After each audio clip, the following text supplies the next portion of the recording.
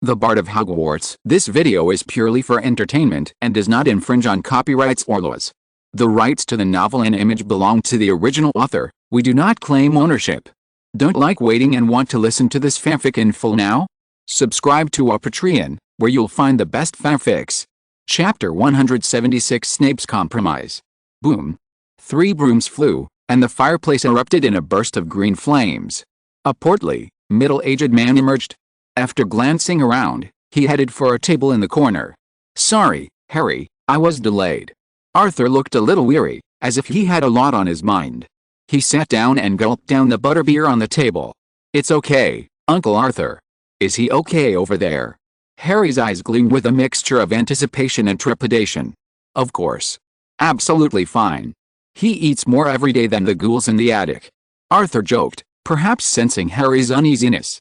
Harry relaxed completely at that, and so did the other 3 people at the table. Ginny, in particular, asked with delight, "Dad, didn't that man ask you to bring anything to Harry? A message or anything?" "A message? Oh, yes." Arthur slapped his forehead, pulling a letter from his inner lining pocket and handing it to Harry. "He asked me to pass this on to you. Oh, and Professor Dumbledore has also replied, but it'll probably take a while. You know Fudge has been a bit stressed lately. You really can't let things provoke him anymore, or he'll easily make mistakes." Harry nodded seriously at Arthur's instructions. He'd read the newspapers recently, and they'd indeed been arguing furiously. "I'm not in a hurry. Besides, I don't have many family left," Harry said calmly, picking up the letter from the table. He'd finally figured it out. Clearing Sirius's name was more important than seeking revenge against Peter. "I'm glad you understand. It'll take a month at most. We're working on the relationship now." Arthur patted Harry's shoulder reassuringly. "All right. I won't be with you any longer.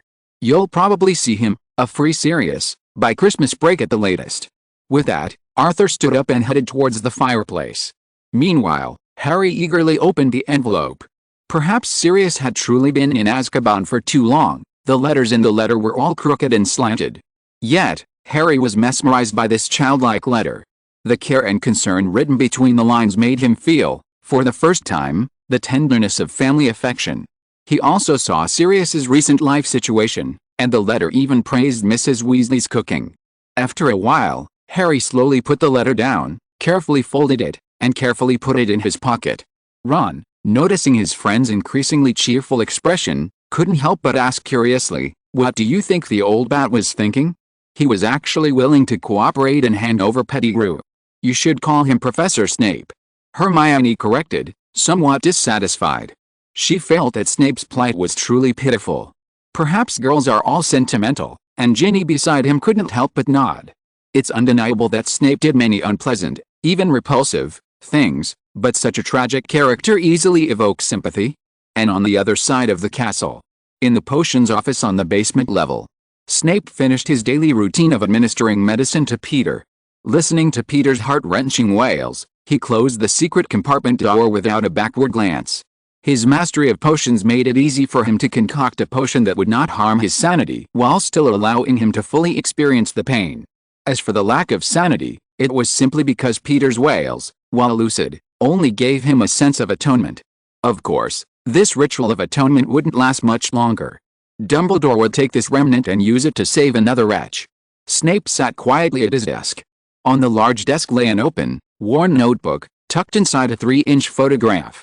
The photo showed a young girl with a sweet smile, her emerald green eyes clear and bright, like freshly sprouted leaves in spring, a beauty that was captivating. Gazing at the girl in the photo, Snape couldn't help but recall his conversation with Dumbledore after the start of school. Lily's protective spell requires the cohesion of family, but Harry doesn't feel much of that at his ends. Though he knew it was a plea, Snape had to compromise. The dark mark hadn't dissipated, he knew better than anyone what that meant. Meanwhile, after a day of bustle, Hogsmeade had returned to its own tranquility in the evening. Students returned to the castle in groups of 3 or 5, laughing and playing. At the gate, Filch, holding an oil lamp, stood ready for action. Of course, with so many students in the first week, Filch would focus on those who were regularly causing trouble. But today, he'd spotted a new target. The Slytherin brat actually shuddered. Such a clear sign, he couldn't give up at any cost. As Filch approached, Draco became nervous. It wasn't that he'd bought any contraband and was trying to bring it into the castle. It was simply the presence of the lantern that gave him a subconscious sense of trepidation. It was hard to imagine that on the first day of school, Ino was like a dark wizard, holding an old oil lamp in one hand and pointing at him with his wand in the other. He was muttering strange words like harassment horsefly. As Draco was reminiscing, Filch had already walked up to him. Open it. Routine inspection. The castle gives me this authority. A few minutes later, Filch looked at the student in front of him with a complicated expression. He really wanted to yell at him. It was just some candy, why was he so nervous? But thinking that this might also be a strategy, Filch looked at the person behind him with a scrutinizing look. As Filch carefully inspected the place, night quietly fell over the castle. Draco, clutching a brown paper bag in one hand, gently pushed open the dormitory door. I know. Candy time. I just bought it. Thanks. I'll be right there in a moment. Ino replied to Draco's invitation, picking up his wand and continuing to water the remaining 2 pots. 4 potted plants filled the dormitory shelf. Among them, the lush, leafy ones were berry seeds from Narnia. The remaining 3 bare clay pots held the magic beans gifted by the Brothers Grimm. Although none had sprouted since planting, the harvest festival at the end of September wasn't long away. As seeds blessed by the harvest goddess, according to fairy tale logic, something should have happened by the first harvest festival after planting. Although lost in thought, the work at hand didn't slow down. After watering the last pot, Ino put down his wand and walked towards Draco. He picked up a piece of butter toffee from the table and brought it to his mouth, the familiar taste still lingering. Meanwhile, Draco sat down at the table, rambling on about his day's events. Hearing Filch's lantern inspection, Ino apologized. Sorry, it's my fault. I was just lost in thought. It's nothing. Draco waved his hand nonchalantly. After a moment, he seemed to think of something else and asked curiously, Ino, your book will be released on the 12th, right? It will be released first in England next Wednesday, and there will be a matching album. Don't worry, I'll send you an autograph with a congratulatory message. Ino wasn't at all surprised by how Draco had learned about the book release. After all, the pure blood community was small to begin with, and anything could be kept secret. And there was even a Slytherin student, Marcus Flint, who had been held back. Of course I'll give it to you, but I'll also buy some for the common room, Draco said, his expression somewhat serious. Ino shook his head decisively at the offer. No need, really. We're friends, and I'm not trying to make money from this. Even if I don't buy them, someone will buy them for the common room. Just wait and see. Faced with Draco's resolute promise, Ino didn't try to persuade him any further. Perhaps that was the truth. He now admired old Flint's timing perfectly, launching his new book before the Dementor craze died down. In such a large environment, Hogwarts could easily handle hundreds, even thousands, of copies. The only advantage was the price. Unlike Lockhart's profiteering, old Flint seemed to have understood the book's purpose through Newt. The total price was only 11 sickles, and with the accompanying album, it was practically a break-even effort. Ino was taking note of this favor, hoping to repay it with new business opportunities. After chatting with Draco for a while, he turned and headed for the bathroom. Tomorrow was the first elective class of the new semester, and he couldn't be late. A silent night followed. The morning sun shone once again upon the Scottish Highlands, and Hogwarts, like a sleeping giant, awakened. Outside the castle, in the cottage at the edge of the Forbidden Forest, Hagrid rose early, applying not only detangling spray but also, unusually, some incense. Today was his first class as a professor, and he wanted to give the young wizards a unique experience. Therefore, we carefully selected some docile magical creatures for the first lesson. After leaving the hut and confirming Buckbeak's condition, we led him toward the open lawn. Ziody's magical beast of the day, the hippogriff. British magical classification, XXX. Origin and distribution, hippogriffs are native to Europe and are now widely distributed worldwide. Appearance, hippogriffs have the head and wings of a giant eagle and the body of a horse. They can be tamed, but this should be attempted by experts. Habits, hippogriffs burrow for insects and also eat birds and small mammals. During the breeding season, hippogriffs build nests in the ground and lay a single, large, fragile egg that hatches within 24 hours. Newborn hippogriffs can attempt flight within a week, but long-distance flight takes several months. To approach a hippogriff you must maintain eye contact with it at all times. The first step is to bow. If it bows back, it means you can approach. Chapter 177 Time Converter Conjecture. Under the warm morning sun, Ino stood quietly on the lawn, watching Hagrid excitedly instruct the young wizards on how to open the monster book. There were some things he wasn't prepared to intervene.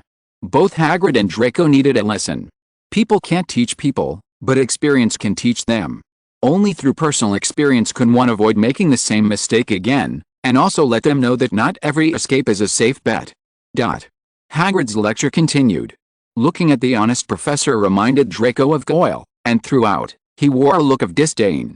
Despite his disdain, he still followed the instructions and opened the monster book of monsters. Perhaps because Hagrid's explanations were so detailed, Draco felt others might think he had a problem with his intelligence if he didn't. But in Hagrid's eyes, this was a teaching achievement. When all the students had successfully opened the book, he nodded with satisfaction, his high voice echoing through the crowd. Okay, class is officially starting now. You stay here and don't move while I bring some magical creatures. I'm sure you'll love these little cuties. With that, Hagrid strode off into the Forbidden Forest, leaving Fang the Hound behind. He looked as if he was responsible for the students' safety. I don't know what that idiot brought with him. I think he should have been a gamekeeper. Hogwarts has really fallen. Anyone can become a professor. Draco pouted in dissatisfaction, sarcastically mocking Hagrid. Malfoy. Harry was furious and was about to charge forward to argue, but Ron held him back. Harry, forget it. Ignore him. This is Hagrid's first class, Ron whispered in Harry's ear. Things were different now. Ron still vividly remembered the feeling of being suspended in midair, especially since he was only wearing robes today. Memories seemed to connect, and Harry belatedly recalled last year's experience. After a few struggles, he fell silent. Seeing the two of them like this, Draco felt a little annoyed. He'd rather Scarhead had stayed tough. It seemed pointless to surrender so easily now. Time passed slowly. Hagrid, leading a large magical creature, was slowly approaching. Seeing Hagrid, Draco also decided to retreat. After all, the other party was a professor in name only. As Hagrid stepped aside, everyone could see the magical creature hiding behind him. It was a strange-looking creature with the head and wings of an eagle, but the body of a horse, like a monstrous hybrid of the two creatures. 3 hippogriffs. Hagrid's gone crazy. Hermione exclaimed in the Gryffindor team. When did you get here?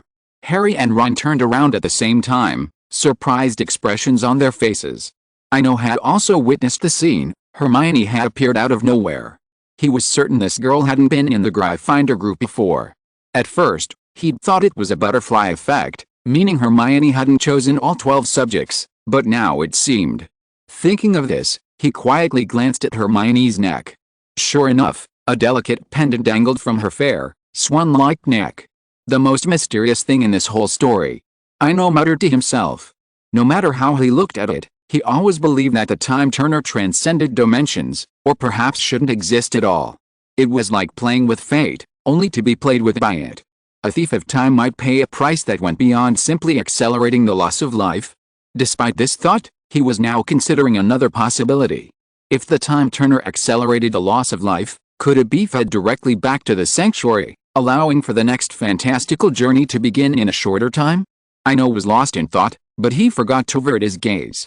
In the Gryffindor group, Hermione had already lowered her head and remained silent. She had noticed Ino's gaze from the moment he saw it. But what she hadn't expected was the other person staring at her so openly. Though a little shy, she felt a strange sense of joy. However, where there's joy, there's also sorrow. In the Slytherin team, Pansy was a little annoyed. She couldn't understand why they were staring at each other, even though it wasn't evening gowns. They were all wearing the same black robes. HMPH. A muffled groan echoed in her ear, and Ino turned around in surprise. Are you alright? I'm fine, I just had a sore throat. Pansy looked away, a little awkwardly. Her insincere response not only made Draco laugh, but also nearly made Daphne burst out laughing. At the same time, after feeling her sight vanish, Hermione also raised her head. Her shyness was gone now. She calmly examined the dark-haired girl across from her, and Pansy didn't shy away either. Their eyes met, but Buckbeak's towering figure blocked their gaze. Hurry, hurry! Hagrid shouted, gripping one end of the chain tightly. The hippogriff's eyes were a unique color, a strange orange-yellow that gave it an appearance not only of feral nature but also of untamed defiance. This mere sight caused the young wizards to step back, staring at the behemoth in horror. Seeing this, Ino shook his head helplessly. Honestly, he was somewhat impressed by Hagrid's audacity. Daring to bring 3 magical creatures to a third-year wizard, perhaps Hagrid was the only one who benefited from this lesson. True to form, every failure is a lesson learned. Meanwhile, Hagrid tethered the hippogriff to the fence and turned to look at the others. I bet you haven't seen this creature before. It's a hippogriff. If you want a better look, you can get closer. Hagrid explained with a delighted look, patting his chest and assuring him, don't worry, it's usually harmless. I mean, unless it's angry, so don't try to provoke it. Hagrid's self-proclaimed assurance was met with skepticism from the young wizards. They had initially assumed these hippogriffs were merely terrifying, but they hadn't imagined they could actually hurt someone. Seeing the silence, Hagrid seemed a little unprepared. The situation hadn't quite caught him off guard. Look, Buckbeak's very well behaved. Hagrid's cushion-sized hand gently patted the hippogriff. The hippogriff, seemingly unable to withstand the force, slashed the ground with its thick, clawed forelimbs, leaving scratches several inches deep. With this maneuver, the young wizards retreated quietly. Hagrid looked around in confusion. Suddenly, as if he had found a savior, he looked towards Gryffindor. Harry. Some say fate is hard to change. But in reality, some things are truly predetermined, like Hagrid and Draco. Due to their personalities, they're destined to encounter certain things. It might be delayed, or it might be brought forward, but it's inevitable. Just as the hippogriff's claws were about to grasp Draco, Ino quietly flicked his wand. Armor. Buckbeak's sharp front claws met the invisible shield charm, making a sharp sound and even sparking.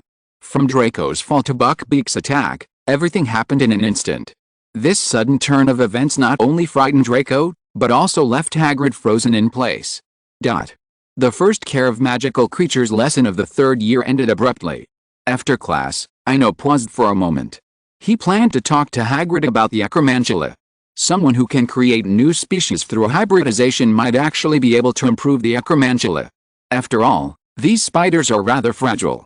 They're fine as occasional assassins in the jungle, but in a head-on confrontation, they might not be able to withstand the onslaught of the Middle-earth wargs. Ho-ha, Zia-Odi sacrificed his mealtime to write another chapter. Meow, just tell me if I'm good or not. Chapter 178, The Promise with Hagrid. The Care of Magical Creatures class ended. In a sense, it had been a complete failure, as every student who left had a look of fear on their faces. At that moment, Hagrid probably knew he had screwed up. Not only had he betrayed Dumbledore's trust, but he had also nearly gotten a student injured. Just as he was feeling frustrated, a voice rang out from behind him. Excuse me, Professor. Can I have a few minutes of your time? Hagrid turned around in frustration, only to find it was the student who had intervened earlier. Oh, sorry. I forgot to give you extra credit. Thanks to you, I was just missing that by a hair, but now get out of class is over, and I can't give you extra credit. Hagrid's voice trailed off. Honestly, Hagrid's innocence sometimes made him endearing. Professor, I'm not here to ask for extra credit. I'm just here to ask a question. Ino chuckled, explaining his purpose. Don't call me Professor. I've messed this up, it's a complete mess. Just call me Hagrid, and if you have any questions, just ask. Though his head was down, looking sullen, Hagrid still fulfilled his professorial duties, answering questions for his students. Seeing that he seemed a little distracted, Ino got straight to the point. Hagrid, I've got a nest of acromantulas. Before he could finish his words, Hagrid suddenly raised his massive head, a look of terror on his face. Acromantulas? Quick! Throw them into the Forbidden Forest. Listen. They can't keep them in the castle, or you'll be expelled. Professor Dumbledore knows about that. Ino said with a smile. With just one sentence, Hagrid visibly quieted down. After a long pause, he struggled to speak. How about you bring them to me, and I'll take care of them for you. You can come over to see them on the weekends. Leaving them in the castle would be dangerous. I have a box similar to Mr. Scamander's. Ino said again, his tone unchanged. Well, Hagrid finally lapsed into silence. Not only was he silent, but he also looked a little aggrieved. This situation was actually expected. After a pause, he continued, "Don't you want to take a look? Besides, I have a lot of them. They all live in a suitcase." Half an hour later. On the outskirts of the Forbidden Forest, far from the castle, in an open meadow surrounded by lush shrubs, an open suitcase lay in the center of the grass. Next to it stood an elegant blue phoenix. And inside the suitcase, in a vast, seamless expanse, Hagrid stared at the scene before him with a certain shock. The endless space was filled with countless acromantulas of all sizes. Of course, that wasn't a big deal. He had seen Aragog and his descendants migrate. But what truly shocked him was the style of the place. When had acromantulas learned to build? They had actually built a castle out of their webs. Yes, a castle. From the exterior to the form, it looked like a castle tailor-made for acromantulas. At that moment, as if sensing someone's presence, hundreds of acromantulas formed two rows, standing silently, like soldiers awaiting inspection. Merlin's socks. How did you do that? This unnatural sight left Hagrid baffled for a moment. Perhaps it's a gift, Ino said without further explanation, simply attributing it to a universal gift. In the wizarding world, if something unexplained is attributed to a gift, it becomes clearer. As expected, after hearing about the gift, Hagrid didn't pursue the question further. Instead, he turned away with an embarrassed look on his face. As for acromantulas, you're better than me. Honestly. There's probably nothing I can do to help you. Faced with Hagrid's honesty, Ino shook his head. Don't you think they're too fragile? I mean, this species might be quite capable in the jungle, but once released onto the plains, it's just a sitting duck. Rating the acromantula 5x as fragile, anyone else would probably think it was a joke. However, after hearing this, Hagrid actually gave it some serious thought. They're a bit fragile, indeed. Buckbeak could single-handedly take down several acromantulas on the plains. After hearing Hagrid's affirmative response, Ino shared his innermost thoughts. Then why don't we try to make them stronger? The acromantula's biggest weakness is its slender legs. If we can improve their legs, perhaps we can create a new species capable of living on the plains. New species. Hagrid savored the word. On the lawn outside the castle, Hagrid, beaming, held a silk cocoon the size of a wash basin, filled with baby acromantulas. I know, come chat in my cabin for a while, if you don't have classes this afternoon. Sorry, Hagrid. Ino said apologetically, then turned back to the castle. I do have classes this afternoon, and I need to go to the library to look up some information for the party. But don't worry, I'll come see you when I have time. If you're short on materials, just ask anyone to bring me a message. Despite being rejected, Hagrid didn't take it seriously. Instead, he said with approval, "All right. Class is the real thing. I'll let you know as soon as I make any progress." After saying goodbye to Hagrid, he didn't choose to go straight back to his dorm. Instead, he strolled to the edge of the Black Lake. Choosing a secluded spot, he opened his suitcase again. Soon, a giant acromantula, about the size of a palm and covered in a deep blue, jumped out of the suitcase. "Lena, is there any way I can control myself and temporarily abandon my mental defenses? I might have an interesting class this afternoon," Ino asked leisurely, gazing at the shimmering lake. When he had just rejected Hagrid's invitation, he had suddenly remembered something he had almost forgotten: Lupin's defense against the dark arts class. He had always found that unique teaching method in the stories fascinating. Using a bog art, he made the young wizard face his own fears. Although he wasn't sure which class it was, he wanted to participate, and at the same time, learn what his underlying fears were. But that required learning to control himself. Otherwise, Borg specifically mentioned transforming, and he'd probably be frozen the moment he started peeking. Chapter 179 Pansy's Confusion. Hogwarts Great Hall. Since 11 a.m., a steady stream of students had arrived. Although lunch hadn't been served yet, that didn't stop the young wizards from chatting and bragging. The recent turmoil in the Ministry of Magic became the perfect topic of conversation. At noon, Ino arrived at the Great Hall on time, found a seat at the Slytherin table, and gently tapped on the table. A standard lunch appeared on the table. Seeing such an efficient and convenient solution, he sometimes considered hiring a house elf. But somehow, the thought of that traitorous Dobby rebuked him. It was terrifying. Once rebellious, he'd think and find loopholes with unreasonable rules, like accidentally spilling a potion. Of course, It was also possible that Dobby was simply an anomaly, but once a trust crisis was established, it would be difficult to trust him again. After all, Dobby represented not only himself, but also the entire house elf community. As for the unusual Dobby, he had already written to Lucius last year, asking him to find a buyer and sell it quickly. Horizontal ellipsis.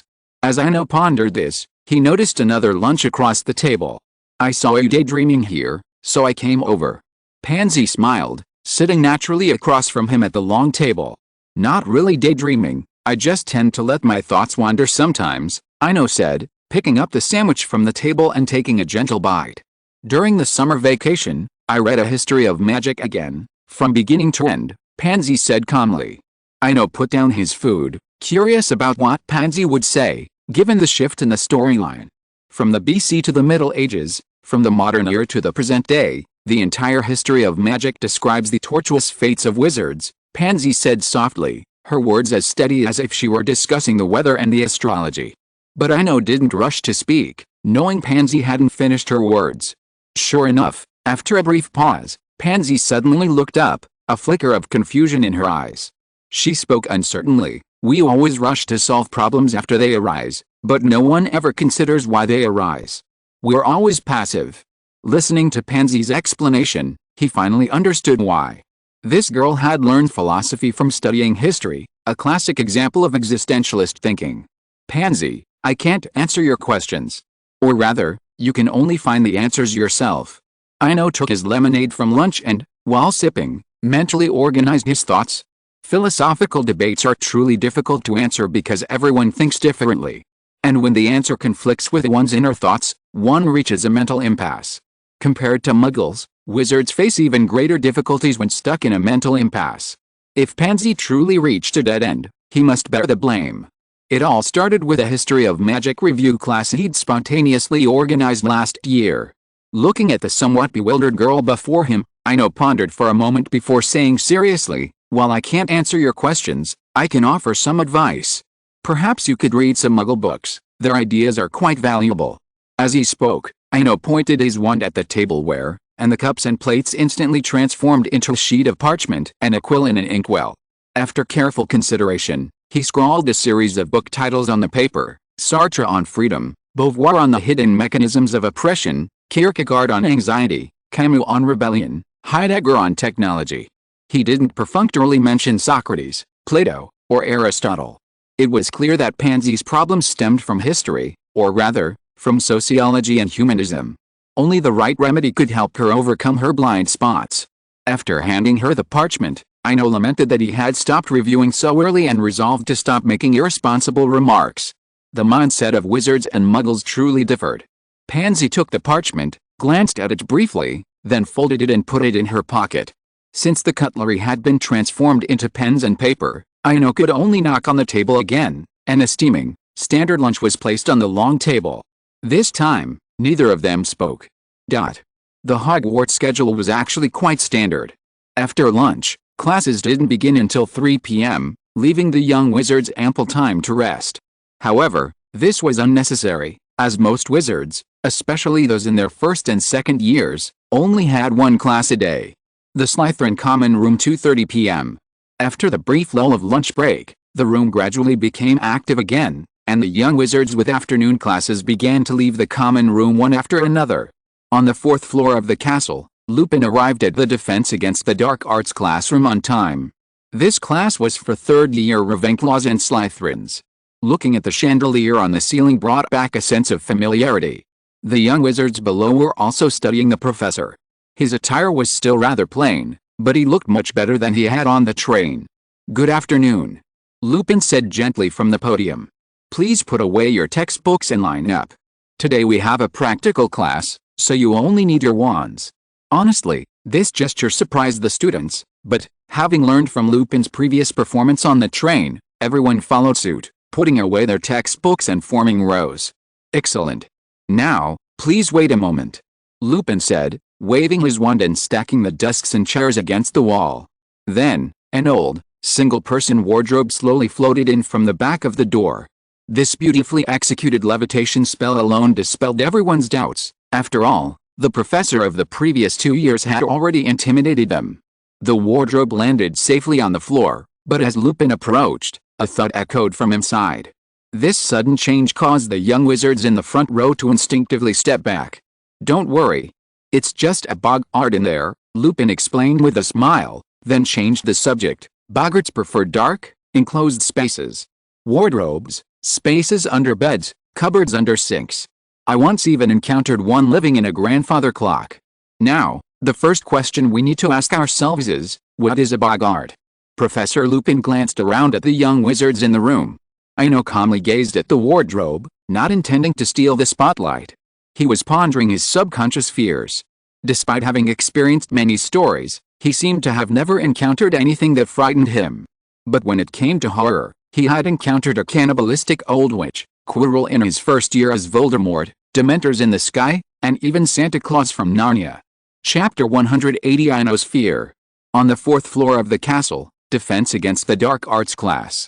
As soon as Lupin finished his question, several hands went up, and the question was taken by the first Ravenclaw boy to raise his hand. Boggarts are magical creatures, shapeshifters that see into your heart and transform into what you fear most. Boggarts are designed to frighten people, which is why they are considered dark magic creatures. Though it was a rather conventional answer, it clearly described the characteristics of a boggart. Even this simple explanation made the young wizards at the front of the line uneasy. They could tell that the new professor was going to make them face their fears head-on. A very standard answer, 5 points for Ravenclaw. Lupin clapped his hands gently, then looked around. "Don't worry, I won't let you face your fears unprepared. Before that, I'll teach you a spell to deal with boggarts. Now, repeat it with me. Ridiculous. Ridiculous." Everyone chanted in unison. "Excellent. Excellent." Lupin looked at the crowd with satisfaction. But the spell alone isn't enough. You need to recite it when facing your fear for it to be effective. I've seen so many people who know the spell, but when faced with their fear, they're always speechless. So who's going to try first? As if sensing the young wizard's concerns, Lupin didn't enforce a strict order, instead choosing the first person to try in a more logical way. As everyone hesitated, a voice rang out. "I'll do it." Ino slowly stepped out of the crowd and approached the cabinet. Lupin recognized the students before him. His recent reading of the Daily Prophet had given him a comprehensive understanding, but as a professor, he still gave a warning: when you see the fear, point your wand at the boggart and recite the spell accurately. "Thank you, Ino." Ino nodded slightly, also adjusting his thoughts and following Lena's instructions, mentally concentrating on facing his fear. Meanwhile, everyone, whether Slytherin or Ravenclaw, shared a curious expression, eager to see what Ino feared. "Remember, don't panic. I'll open it on the count of 3, Lupin said, approaching the closet. 1, 2, 3, go. A flash of red light emanated from Lupin's wand, instantly striking the round handle. The closet swung open. For a moment, many young wizards shut their eyes tightly, some even clutching their robes. After all, whether Ravenclaw or Slytherin, only a few were foolish. Whatever frightened Ino would probably frighten them too, at least, that was common sense. However, after waiting for a while and finding no unusual sounds in the classroom, many quietly opened their eyes. "I didn't expect it to be you." Ino looked at the figure before him with a complicated expression. It was a middle-aged man in his 40s, dressed strangely. His face looked weathered, the wrinkles on his forehead and his thick eyebrows betraying the passage of time. Although he looked ordinary, his clear eyes, tinged with a touch of melancholy, were unforgettable. The middle-aged man wore a loose, plain robe, with a foot-long winged harp tied around his waist, nothing else. As Ino finished speaking, the middle-aged man slowly began to speak. "I didn't realize it. Looking back, it seems I haven't done anything else." The middle-aged man's voice echoed through the classroom, like a gentle stream or a gentle breeze, bringing a sense of relief to many. Despite hearing the familiar voice again, Ino remained unmoved. "I'm curious, is this a boggart, or is it you, Teacher Hans?" "Yes," the middle-aged man before him was the Bard Hans. "What's there to be curious about? If you think it's yes, it is, and if it's no, it's no. In fact, the answers to many things are already within you. You just need someone to give you an excuse at the right time." The middle-aged man smiled, paused briefly, and added, "There's nothing to fear. If I'm truly bothering you, just find a chance to throw those 2 dice away." His voice remained as gentle and calm as ever. This time, Ino didn't answer. Instead, he leaned forward slightly, bowed, and stood up, waving his wand. Funny, funny. The middle-aged man's figure didn't become any more funny, but he also smiled and gradually disappeared. The defense against the dark arts class continued. After the first example, the remaining young wizards gradually gained courage, lining up one by one to face their fears. At the back of the crowd, Ino sat quietly on a bench facing the wall. The bog arts transformation had caught him off guard, but he also had an answer in his heart. Fear stems from the unknown. Perhaps Teacher Hans made him feel too mysterious, thus creating a subconscious fear. After much thought, this was the only answer. If the other party really wanted to do something, they would have done it long ago. Besides, he didn't think he was anything worth remembering. But the only thing that amazed him was the boggart. This overlooked magical creature seemed to be able to achieve something that many psychologists could not achieve: communicate with the subconscious. Ino knew that Teacher Hans would never say anything ambiguous. In the previous conversation, the distinctions between what was and wasn't were entirely his subconscious understanding of transfiguration and magic, simply read by the boggart. Time to catch a boggart. At this moment, he already had a plan. While his fear remained intact, he could tap into his subconscious. Wizards value the power of the mind, and 90% of the human mind lies within the subconscious. If one could truly communicate with the subconscious, perhaps transfiguration and other magical powers could reach new heights. Thinking of this, Ino felt truly fortunate that it was Teacher Hans who was terrified. If others were afraid of mummies, dragons, or the like, they would be doomed. Ziodes sharing today, boggart. Appearance: boggarts are magical creatures capable of transforming. No one knows their true form. Habits: boggarts live in dark, confined places and become the most terrifying thing to those who encounter them. The effective spell against a boggart is the boggart repelling spell, funny, which transforms the boggart into whatever the caster finds most comical. The more people around, the easier it is to defeat the boggart, as it doesn't know what to transform into. The true killer of a boggart is laughter. Once it erupts, the boggart explodes into 1,000 wisps of smoke and vanishes. Ability and effect: a boggart can see into a person's heart and transform into that person's greatest fear. Chapter 181: Nightmare and Boggart. Lupin must have been quite capable. The entire defense against the dark arts class not only taught the young wizards new spells but also forced them to confront their inner fears. Of course, the young wizards' fears varied widely, like Draco's fear of an oil lamp, Pansy's fear of a letter. But everything became comical under the spell, and with everyone still feeling unsatisfied, the defense against the dark arts class concluded.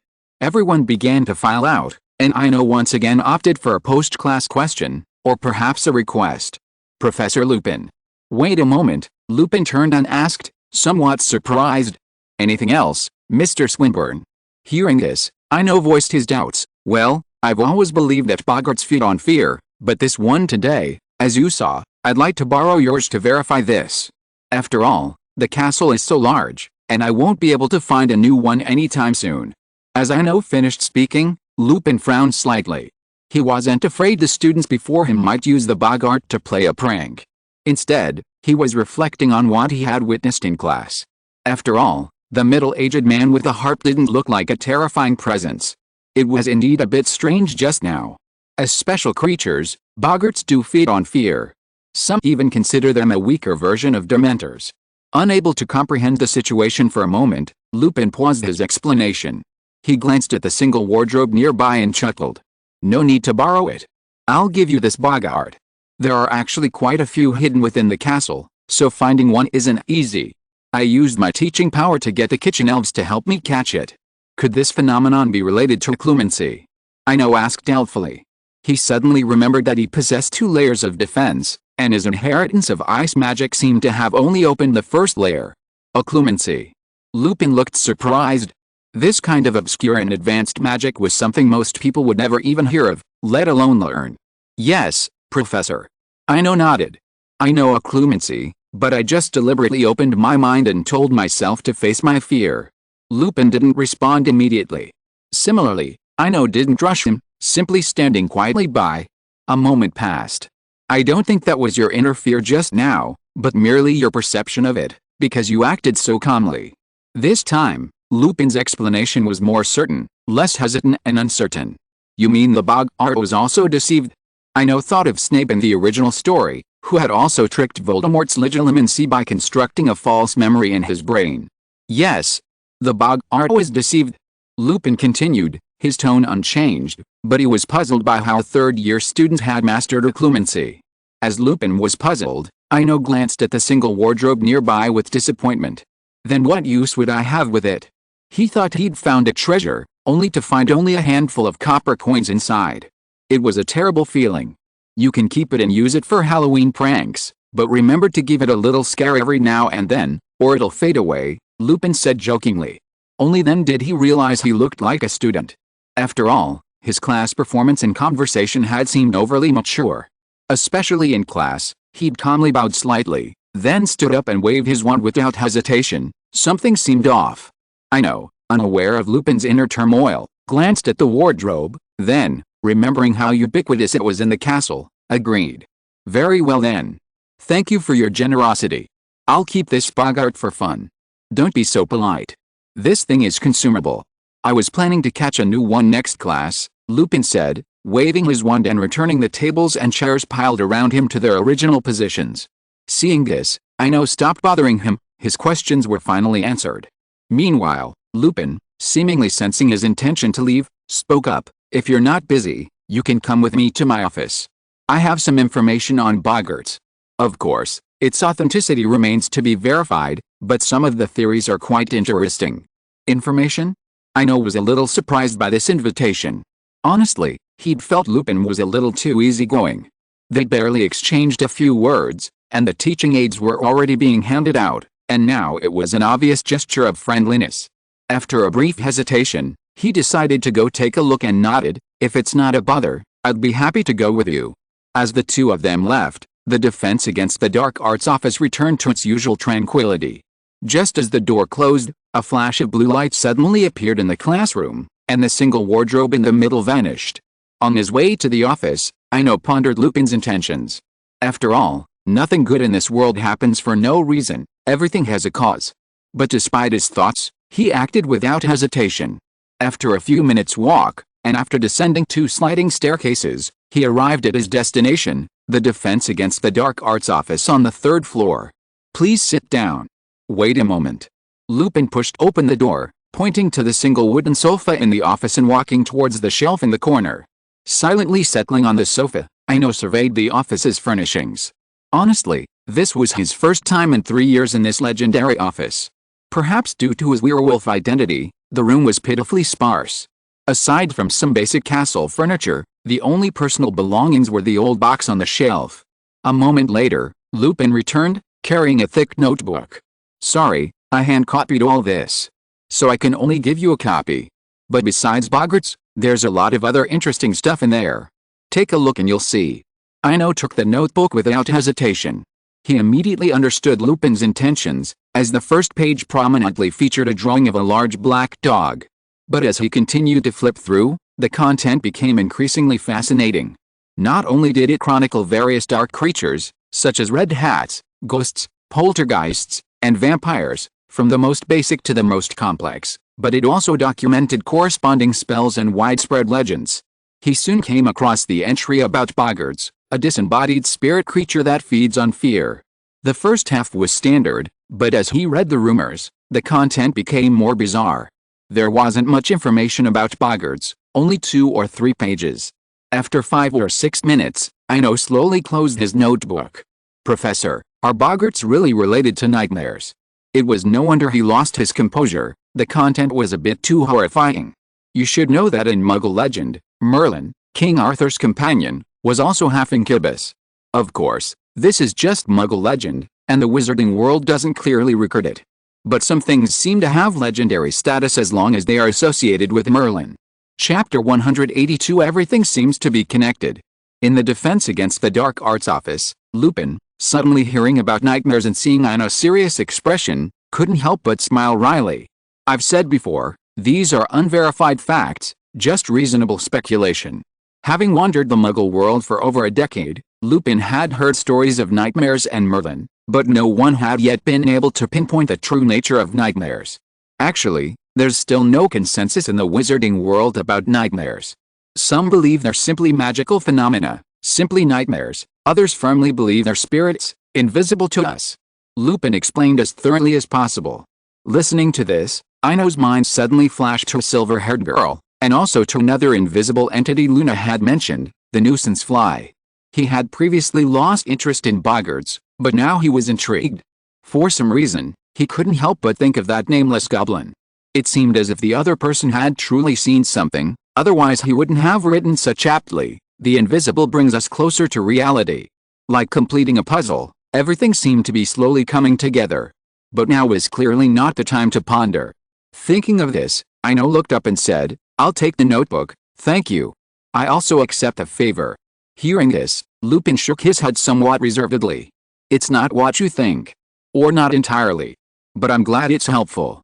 You see, there's really only so much I can do." Faced with such a subtle expression, Ino couldn't help but chuckle.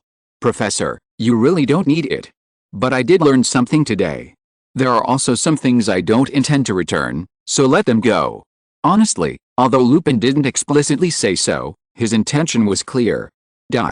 With the business over, there didn't seem to be much more to chat about. After all, they were unfamiliar. For the rest of the day, though, out of courtesy, Ino stayed for as much as possible for a quarter of an hour. After bidding Lupin farewell, he left the Defense Against the Dark Arts office. In the quiet corridor, he replayed the previous conversation in his mind. One message was clear: Snape had relented, and Sirius might soon be vindicated. Although somewhat surprising, it seemed to make sense. After all, in the original story, Harry was late twice. The first time was on the flying car last year, and the second time was when Draco attacked him on the future train. Coincidentally, on those only two occasions, in the vast Hogwarts, Snape was the only one standing alone, waiting outside the castle. Love, it seemed, had extended. Horizontal ellipsis. Meanwhile, as Ino walked towards the Slytherin common room, Draco sat silently in a chair in his dormitory, his face still etched with deep concentration and thought. But before him was not a textbook, but a familiar single wardrobe. Bang! A sudden crash erupted from the wardrobe. The sound not only shattered the dormitory's silence but also sent a chill down Draco's neck. How did the thing get in here? He now recognized the wardrobe, but he was still puzzled by how it had managed to get into the dormitory on its own. After afternoon practice, everyone had become immune to boggarts, but what terrified him was that this thing had appeared out of nowhere in the dormitory. Bang! Bang! As if sensing a new sense of fear, the single wardrobe now began to bang violently, unlike the previous weak thud. He quietly took a few steps back, then abruptly turned and ran towards the door. He wanted to find the prefect and Professor Snape. Strangely, the door opened automatically before he even reached it. But he couldn't think of anything else now, he just wanted to run out and call for help. Bang! A muffled sound. Draco returned to the dormitory. What the hell? Ino looked helplessly at the unconscious figure on the ground. The moment he opened the door, he saw someone lunging towards him and reflexively cast the shield charm. Looking at Draco lying unconscious, he could only use the levitation charm to place him on the bed. As for sending him to Madame Pomfrey, there really wasn't any need to make a fuss. He was just knocked unconscious. Given the physical condition of wizards, they might even wake up on the way to the hospital. After taking care of everything, Ino leaned back in his chair, exhausted. Honestly, when he opened the door and saw a shadow lunging towards him, for a moment he considered using his sharpshooter. Now thinking about it, he felt a little scared. If Draco had really been cut in half, even if he was rescued in time, he wouldn't have been able to continue his studies. If he didn't want to go to Azkaban, his only option would be to wander and flee. After a moment of silence, the old single wardrobe began to rattle again, and the cause of the noise became clear. Silly Fid. He was truly helpless against this unintelligent phoenix. He'd been told to send it to the box, but it had been sent straight to the dormitory. Time slipped by. Just as Ino was about to deal with the single wardrobe, Draco woke up, swaying on the bed. He opened his eyes and realized he was still in his dorm. Before he could panic, a voice beside him eased him back to normal. A boggart scared you like this? Hearing the disappointment in his voice, Draco's eyes flickered with confusion. He muttered, I'm not afraid of boggarts, but this cabinet suddenly appeared. Sorry, it's my fault. Ino took the blame decisively. He suddenly remembered Draco's age. It was natural for him to be afraid of something strange. It's okay.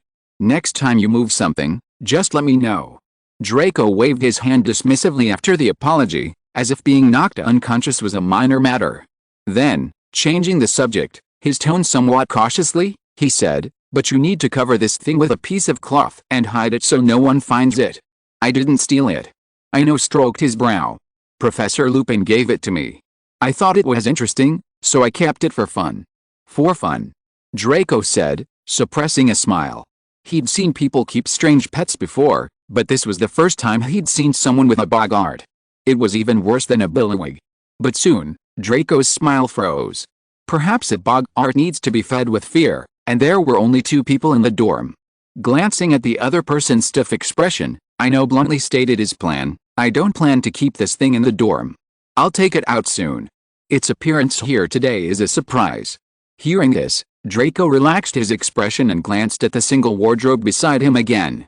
This time, there was no fear, only curiosity. "That's right. I know, this wardrobe can't hold it. A boggart is just a ball of black smoke. Without fear, it will escape through tiny holes." Black smoke. Ino's eyes narrowed. This was already the second version of the day, and he couldn't help but ask curiously, "Who told you that boggarts are black smoke?" "Records suggest they just don't have physical form. My dad told me. One time I encountered a boggart in the manor. I was terrified, and he reassured me it was just a ball of black smoke." Another time. Ino sat in his chair, no longer paying attention to what Draco said next. Lucius, black smoke, boggart, fear, several known conditions connected. He thought of something else, or perhaps another iconic piece of magic never before recorded.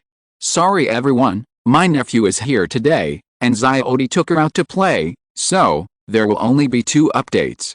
Sorry. If you're listening to this novel on a channel other than Fanfic World, it means they downloaded and uploaded it without effort.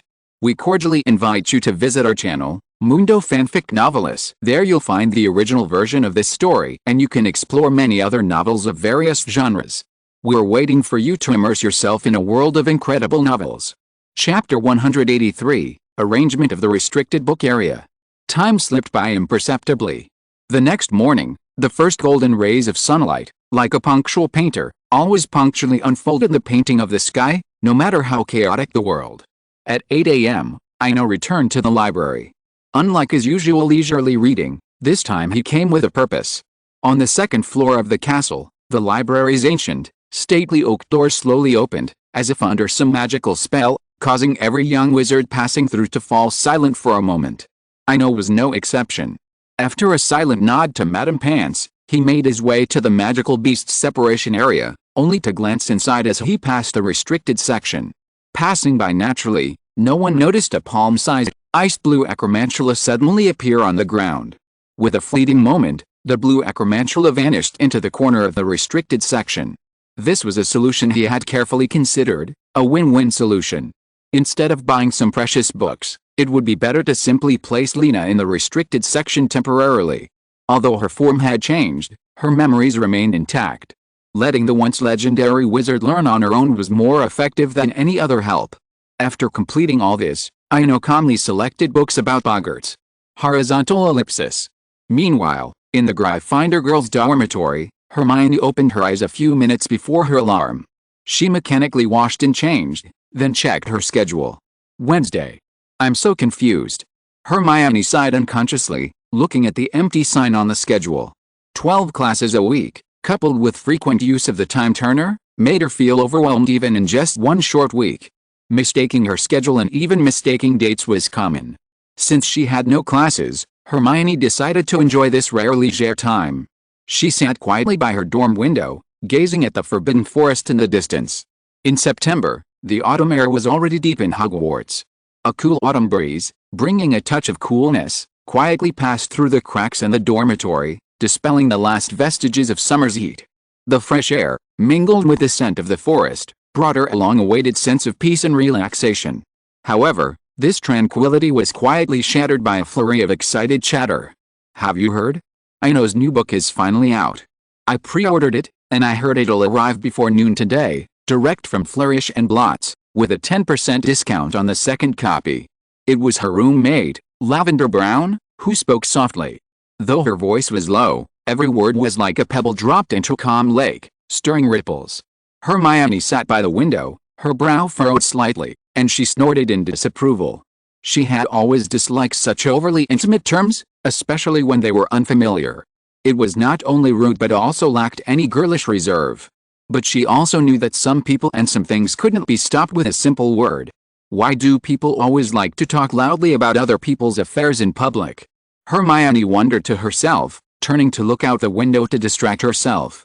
Just then, an owl soared in the sky not far away. It was a sturdy greyhawk owl, also an experienced messenger. A few dozen meters from the head of Gryffindor Tower, it had already folded its wings and glided through the window in an elegant arc. The owl precisely dropped the package at its feet toward Hermione, then soared high into the blue sky outside the window. Hermione looked down at the package on her lap, a wave of doubt welling up in her heart. She hadn't bought anything recently. However, a casual glance at Brown, who was excitedly chatting, gave her an answer.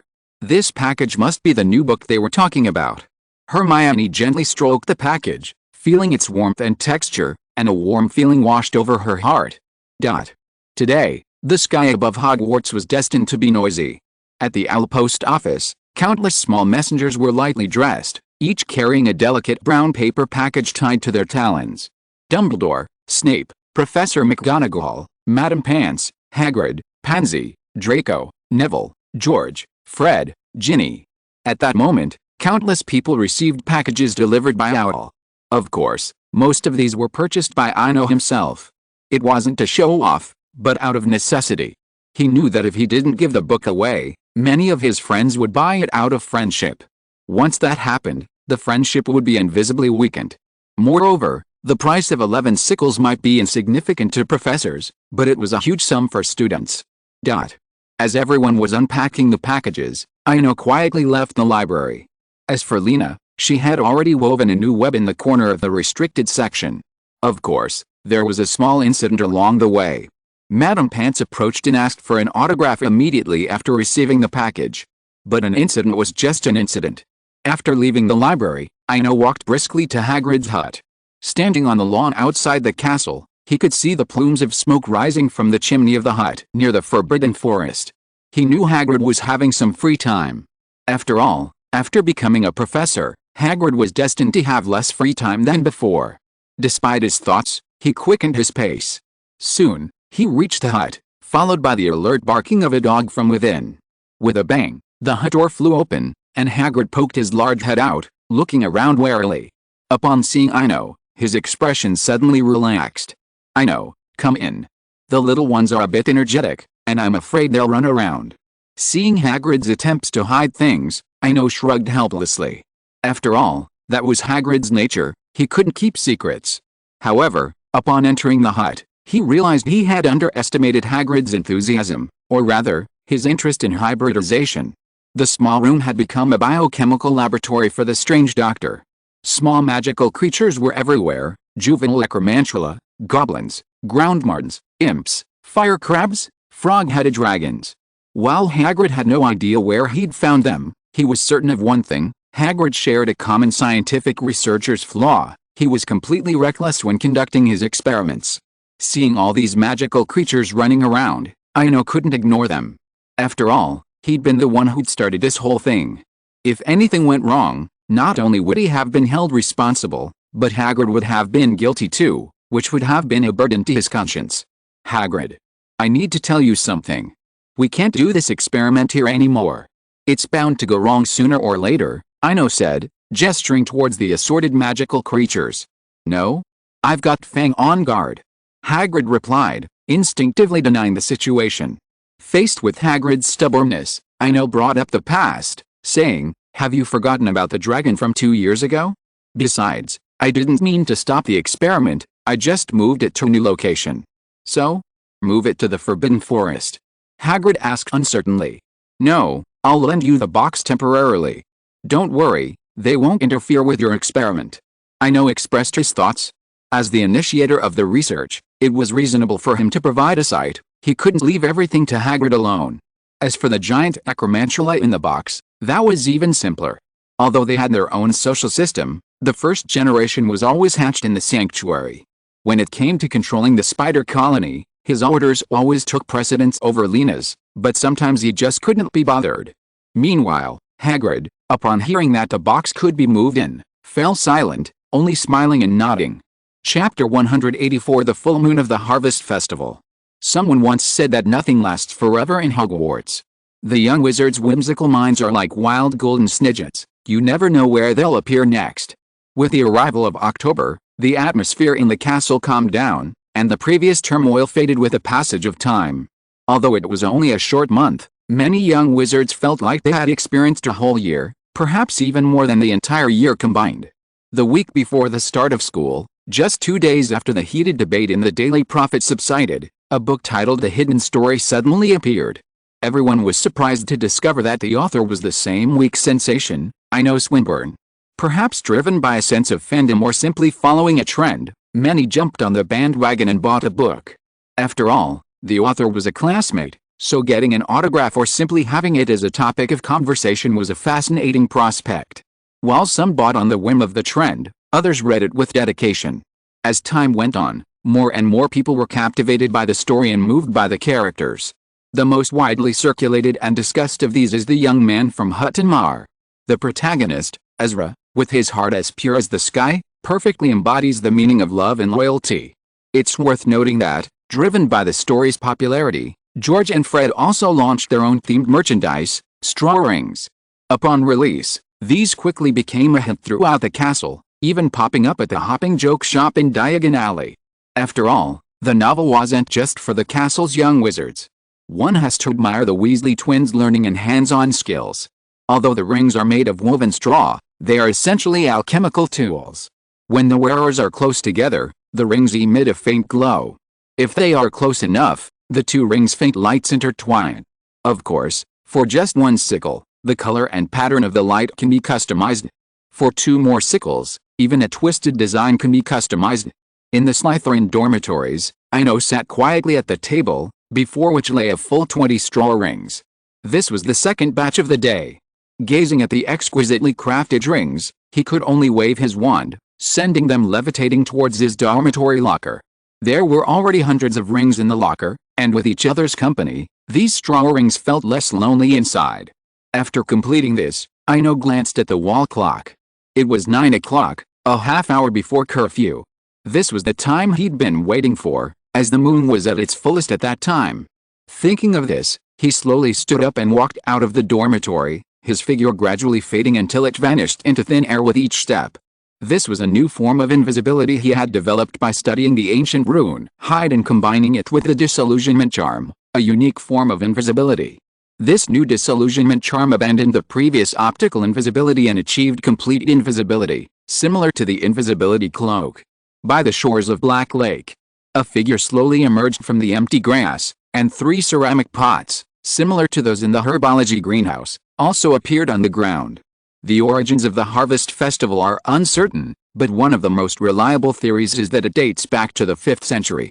Like its uncertain origins, the timing of the Harvest Festival is also fluid, varying with the harvest moon, which falls after the most recent full moon in late September. After days of waiting, a full moon finally arrived. Atop a sky as deep and silken as a saffron shone a brilliant, full moon, its light softly shimmering like a veil. Ino sat on the ground, 3 ceramic pots filled with magical beans in front of him. He hadn't wanted to come this time, having heard that plants need sunlight, but not the moon. But today, during defense against the dark arts class, Snape, who had filled in for the class, had taught about werewolves, which reminded him that perhaps many things in the magical world defy common sense. The moon hung high above the lake. As time passed, the bright moon in the sky gradually climbed higher, its light growing brighter. Suddenly, Ino stopped gazing at the bright moon and lowered his gaze to the clay basin before him. He felt a surge of joy. It was hard to imagine that an empty clay basin, empty of anything but mud, could generate such emotion. But that was the reality. A sense of joy, the joy of a good harvest, quietly rose within him, like standing in a field under the autumn sun, gazing at the golden waves of wheat and the plump, ripe ears of rice. It was a sight that brought joy. This symbolized a bountiful harvest. After a year's hard work, People longed for this moment. Although he was standing by Black Lake, Ino saw a different scene on its tranquil surface. Farmers joyfully moved through the golden rice fields, their sickles dancing, accompanied by the crisp sound of harvesting. Beyond the ridges, simply dressed children joined the harvest. They followed the adults, picking up the scattered grains with their tender hands. Laughter and cheers echoed with each harvest. If fire represents hope and redemption, then harvest represents sweat and joy. A bountiful harvest is closer to life. The joy of a good harvest embodies one of the most primal and innate human emotions. And this joy rose from the clay basin, gradually growing stronger. Happiness truly seemed to spread. This joy of harvest flowed across the lake, riding on the breeze, gradually enveloping the entire castle, then spreading toward the forbidden forest in the distance. At that moment, the young wizards in the castle, the house elves in the kitchens, the centaurs in the forbidden forest, the mermen in the Black Lake, all intelligent species felt this subtle joy. On the 8th floor of the castle, Dumbledore stood by the window, gazing toward the Black Lake. Though silent, a smile of relief graced his face. It felt like an elderly man carrying a heavy load of grain, suddenly helped to lift the heavy pole from behind. Meanwhile, by the Black Lake, Ino felt the joy of the harvest up close, swept up in a euphoric mood. He no longer cared about whether the magic beans he'd planted had sprouted. A sudden inspiration struck him, as if he'd drunk a small vial of elixir. He instinctively drew his wand, the white elderflower wand gleaming in the moonlight. Expecto Patronus. Despite the joy of the harvest, his tone was tempered by a calmness that held an undeniable certainty. The emotions permeating the air seemed to have found a core, mingling, coalescing, and finally pouring out from the tip of his wand. Chapter 185. Two different concepts. On the shores of the Black Lake, Ino, drawing upon her own feelings, channeled the magic within her. As the two mingled, this emotional magic flowed from the tip of her wand, sending a stream of silvery mist-like light emanating from the sky. This silver light gradually drifted upward, forming a soft cloud. It seemed that where there were clouds, there would be rain. In the sky, the bright moonlight, as if sensing something, blossomed with an unprecedented brilliance. The soft, watery moonlight pierced the silver clouds mid-air, and as if a mysterious chain reaction had occurred, the clouds suddenly expanded, then, like a vast carpet, enveloped Hogwarts. A single, cool raindrop fell, followed by countless drops of water that slowly descended from the clouds above. A gentle, drizzling rain blanketed Hogwarts, the lawns, the forbidden forest, the Black Lake, and even the 3 clay basins Ino had brought with her. In the previously empty clay pot, a tiny sprout visibly sprouted, vibrant green and full of life. Ino stood quietly by the lake, letting the rain fall on him. A long time passed. The rain stopped, and the clouds, as if fulfilling their mission, gradually dissipated. Fid. Take me back. Ino bent down and picked up the pot from the ground. With a flash of blue in the sky, his figure vanished. Meanwhile, in the headmaster's office on the 8th floor of the castle, Dumbledore lowered the curtains, adjusted his slightly askew purple nightcap, and walked towards the adjoining bedroom without looking back. In the Slytherin dormitory, Ino looked at the dark room and Draco's long-drawn bed curtains. It was obvious that a long time had passed. After placing the 3 pots in their proper places, he quietly returned to his bed. Lying there, quiet and still, Ino reflected on his recent bizarre experience. First, the magic beans William Green had gifted him were real. Just as the story said, they were truly blessed by the goddess of harvest. Secondly, by chance, he had learned the Patronus charm. He had seen this spell before in the complete standard book of spells, but at the time, thinking the flame of hope could ward off Dementors, he hadn't taken it seriously. Now, it seems he'd underestimated this ancient white magic. The experience just now gave him the feeling of a leader rallying the will of all. For millennia, countless stories, countless worlds, countless farmers, their joy of harvests converged, magically unleashing a patronus that enveloped the entire sky. However, after calming down, Ino felt a sense of lingering fear. Fortunately, he was only a guide. Had he truly been swept up in that vast emotion, he would undoubtedly have lost himself. But thankfully, all this was over, and those overwhelming emotions had dissipated. Now, the patronus held only his own joy. Thinking of this, Ino quietly drew his wand and whispered, Expecto Patronus. A 2-foot-wide, silvery white cloud, like cotton candy, emerged. As if sensing something, The large cotton candy quietly landed beside the bed. Feeling the joy emanating from him, Ino slowly closed his eyes. A silent night passed. Dawn broke, and the entire castle came alive in the morning light. The only difference was that all the young wizards in the castle wore a faint smile today, as if they had slept soundly last night. In the dormitory, Ino managed a rare late nap, which was undoubtedly due to 2 elective courses. Glancing at the rolled-up curtains across from him, it was clear that Draco had also risen early to attend class. At the same time, on the 5th floor of the castle, in the Muggle Studies classroom, at 9 a.m., the door opened from the outside. Professor Charity Burbage, dressed in light wizard robes, entered. She glanced around and was surprised to see several Slytherin girls sitting in the classroom. Muggle Studies was notoriously a Slytherin-intolerant class. Although somewhat surprised, Professor Burbage spoke in a gentle tone. "Welcome everyone to my Muggle Studies class. I won't teach you all kinds of magical magic here, but I can broaden your horizons and let you understand the vastness of the outside world, rather than limiting your vision to this small magical world." At this point, Professor Charity Burbage's tone suddenly turned serious, and she continued. "Also, I've always believed that wizards and muggles are equal. They're no different from us. Professor." Just as Professor Burbage finished speaking, a Slytherin girl raised her hand. "I agree with you. All lives are equal. But what if muggles treat wizards differently?" Before the statute of secrecy, in the Dark Middle Ages, young wizards who rebelled against their magic were simply burned at the stake as outcasts. After asking her question, Pansy quietly waited for the answer. Professor Burbage smiled at the question and explained slowly, "You've only seen the history of magic from the wizarding perspective, but if you read Muggle history, you'll also find that some things are mutually exclusive." At this point, Professor Burbage paused, as if considering whether to speak. But after catching the Slytherin girl's gaze, she no longer hesitated and spoke directly. "The Middle Ages were undoubtedly chaotic, but the conflict between wizards and muggles wasn't one-sided. Just as we have dark wizards, many things can't be viewed solely from a wizarding perspective. That's why Hogwarts offers Muggle studies." At this point, the girl who had asked the question earlier raised her hand again. Her long teaching experience didn't surprise her, and she gestured for her to state her question. "Professor, as you said, the conflict is mutual, but why aren't we working to resolve it? Everyone seems to be trying to cover up the problem, but no one is working to solve it." Pansy reiterated her point. Meanwhile, in the corner of the classroom, Hermione frowned slightly at this, thinking back to the example of the long-lived white mouse Ino had mentioned. Ziody's magical beast of the day, the Plimpy. British Ministry of Magic Classification, XXX. Appearance: the Plimpy is a spotted, spherical fish with 2 long legs and webbed feet. Habits: Plimpy inhabits deep lakes, scavenging the lakebed for food, particularly water snails. Abilities: Plimpy aren't particularly dangerous, but they will nibble on swimmers' feet and clothing. Chapter 186 Ancient Magic. In the Muggle Studies classroom, Professor Burbage felt a pang of bitterness. Having taught at Hogwarts for many years, she knew she'd encountered 2 real students this year. Yes, real students, not those little wizards who were just trying to get their diplomas.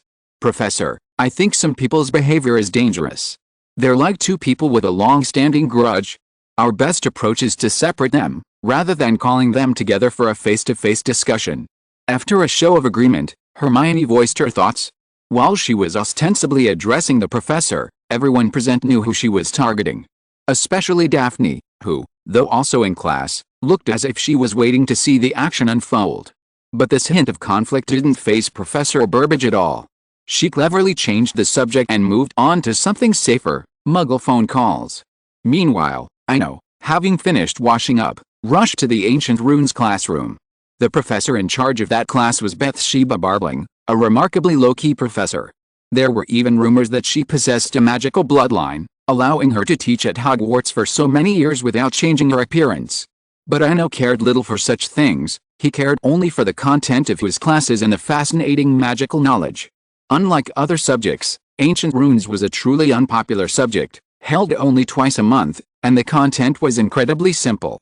Just like now, a month into the semester, all the young wizards had barely learned about the history of Ancient Runes. Perhaps it was still early. The vast classroom was deserted, giving him time to review the lessons from the previous lesson. Ancient runes, also known as runes, are a magical script with roots in ancient magic. However, over time, ancient runes were gradually replaced by Latin, and similarly, ancient magic was replaced by modern spells. Ino was immersed in his textbook, oblivious to the increasingly lively classroom. That was until Professor Babel's voice echoed through the room.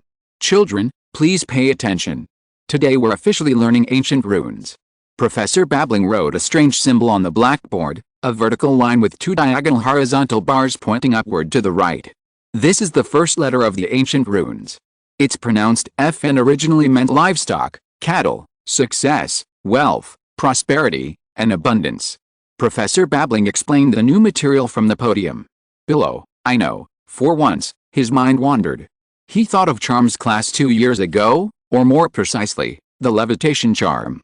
That unfortunate Berufio, who mispronounced the last note of the levitation charm and was gored to death by a falling buffalo. Coincidentally, that note was also F. It seemed that no matter how modern magic evolved, it couldn't escape the shadow of ancient magic. Similarly, Ino came up with a modified disillusionment charm. He changed apparition to hideaway, effectively upgrading his invisibility abilities. While he had solved some problems, more emerged. Professor. Seizing her opportunity, Ino raised her hand as Professor Babbling paused to ask. Ancient runes possess magical powers. I'm curious if it's inherent, or if it's a magic bestowed upon them by wizards. Actually, last summer, I privately studied the ancient runes and also modified a spell using them. Facing Professor Babbling's encouraging gaze, Ino immediately performed a modified disillusionment charm. As you can see, the disillusionment charm has changed. My question is, was it me who altered the spell, or was it the ancient runes? A very clever question. Professor Babbling nodded approvingly, then looked at the blackboard. This time, instead of using chalk, she took out her wand, placed the tip of her wand against the board, and wrote the same runes again. Do you see the difference? You too, take note. Professor Babbling glanced around. The only 7 or 8 students in the classroom were also carefully observing the difference between the two runes on the blackboard. This is a magical text. Ino expressed his feelings. The runes written on the blackboard, written with a wand, gave him a sense of mystery. Professor Babbling didn't answer directly. Instead, she waited a moment, watching the other young wizards' expressions of sudden realization. Then she continued, to return to your question, you can think of ancient runes as wands. While they possess magical powers, they still require wizards to unleash their power. That's the purpose of this course at Hogwarts. The Charms class teaches you how to use wands, and the Ancient Runes class teaches you how to use runes. Professor Babbling spoke, drawing her wand and pointing it at herself. As everyone watched, her figure gradually disappeared. Ino, watching the scene with a sense of déjà vu, realized that he had underestimated magic and the professors at Hogwarts. The world of magic is not just about the protagonists. After a brief disappearance, Professor Babbling reappeared in the classroom. Rick's The Invisible Book of Invisibility explains invisibility so thoroughly that it produces a powerful self-concealing magic. Professor Babbling chuckled, a flicker of reminiscence in her eyes, but she quickly regained her composure and spoke seriously. The most important thing about ancient runes is a deep understanding. You'd better memorize this. Without a thorough understanding, you can't use them. Just like this F, with a thorough understanding, you can make a simple amulet. Only after you deeply understand its meaning, content, and metaphor can you truly wield it. Otherwise, whether you recite it or write it, it won't produce the desired power. Listening to Professor Babbling's explanation, Ino gradually grasped the essence of the runes. Perhaps it was another manifestation of knowledge's power. The combination of the 24 ancient runes and the Void Stone could unleash immense power. However, this power required a corresponding understanding to be utilized. This understanding was the key to connecting to the magic within. Without this key, the ancient runes were like a muggle's wand to the young wizard, just a small stick. In Norse mythology, Odin hanged himself from a tree for 9 nights, gaining not the power of the runes but their wisdom. It seemed the same principle held true. Understanding is essential for application. At that moment, he thought of Rowena Ravenclaw, the symbol of the raven. Though a scholar, she became a legendary wizard and the founder of Hogwarts. While Ino's thoughts wandered, Professor Babbling was meticulously explaining the meaning of the letter F. How much the young wizard could grasp depended entirely on his own understanding. Time slipped by, and the ancient runes lesson drew to a close. I have an assignment for you. Before the next class begins, each of you hand in a handwritten F. It can be on parchment or a talisman, it's up to you. With that, Professor Babbling turned and left without a second's hesitation. The little wizards in the classroom were all smiling, probably because the homework about a single letter made them feel that they had chosen the right course. Chapter 187 Snake Shedding Notes. In the Ancient Runes classroom, watching the happy young wizards, Ino shook his head helplessly. It truly lived up to the old saying, one who has a blessing knows not how to appreciate it, and one who has a mountain of treasure knows not how to appreciate it. In mythology, Odin hanged himself from a tree for 9 whole days to acquire this knowledge. Ms. Ravenclaw was willing to bear the nickname Greedy Raven. Yet, only 7 or 8 students in the entire 3rd year chose to take this precious subject. Even more outrageous, these few, instead of basking in the joy of gaining knowledge, were delighted by the ease of the assignments. But he couldn't interfere in other people's affairs, everyone had to pay the price for their choices. Just as he was about to pack up and leave, a clear voice rang out from behind him. "Did you really see that book?" Hearing the familiar voice, Ino turned and chuckled. "It's obvious, isn't it?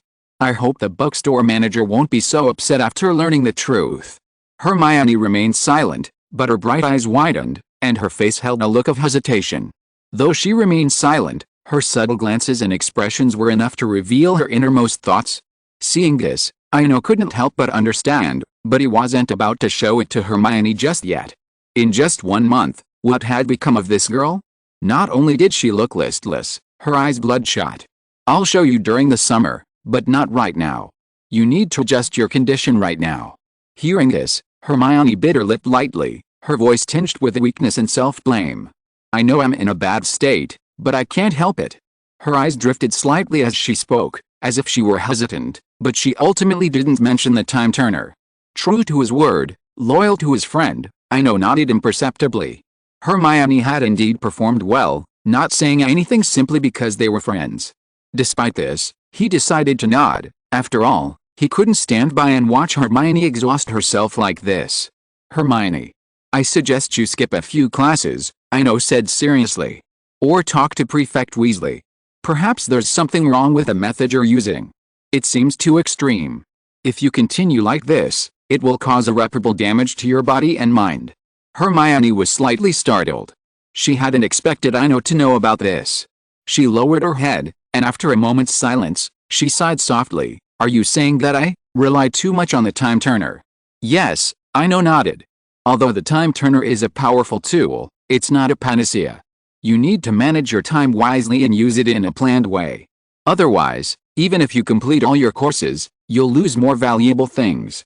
Hermione raised her head, a glint of determination in her eyes. "I understand. I'll talk to the prefect. Maybe he can give me some advice." After a pause, she added, "Thank you, Ino. You always help me when I need it most." Ino smiled and shook his head. "It's nothing. We are friends, and it's only natural to help each other. I just hope you won't continue like this. You really need to get some rest." Hermione nodded gently, and her long-lost smile appeared on her tired face. In the corridor, Ino watched Hermione's retreating back and sighed softly.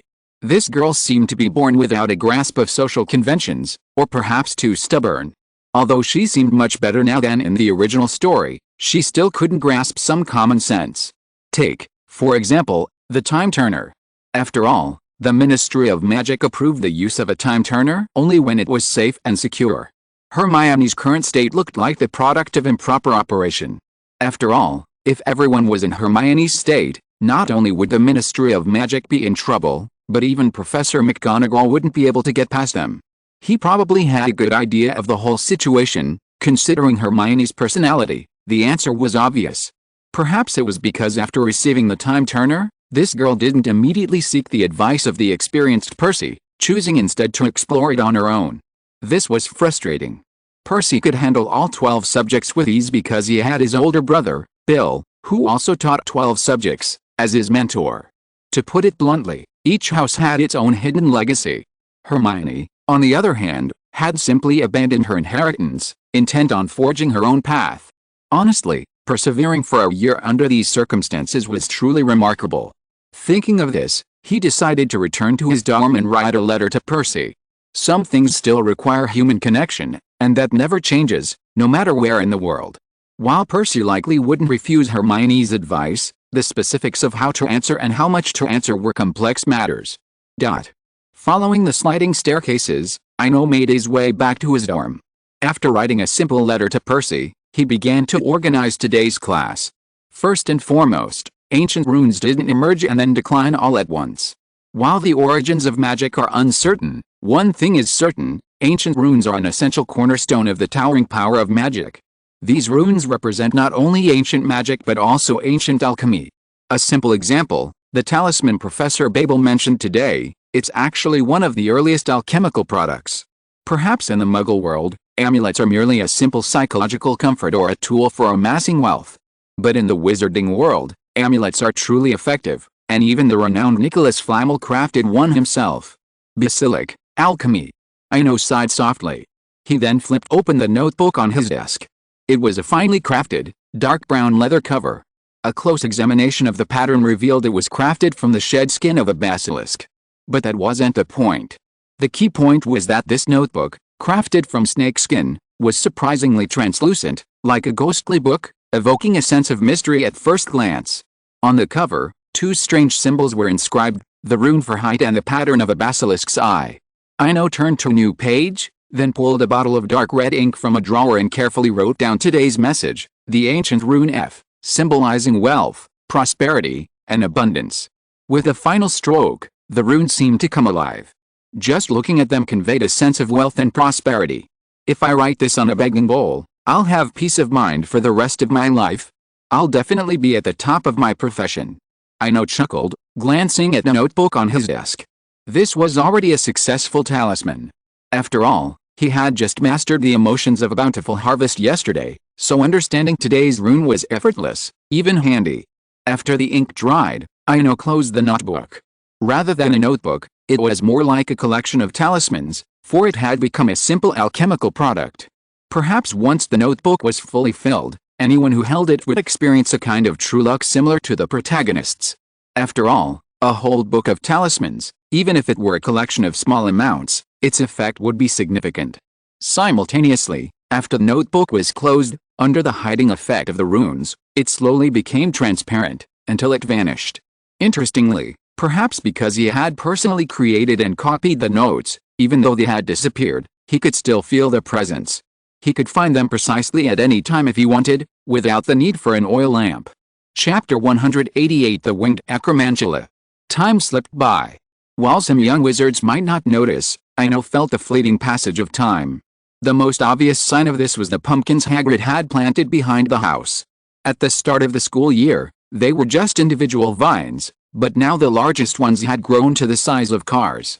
The pumpkins were ripe, signaling Halloween was approaching. Ino sat in the pumpkin patch, leaning against a giant pumpkin, stroking Fang's head while gazing up at the azure sky.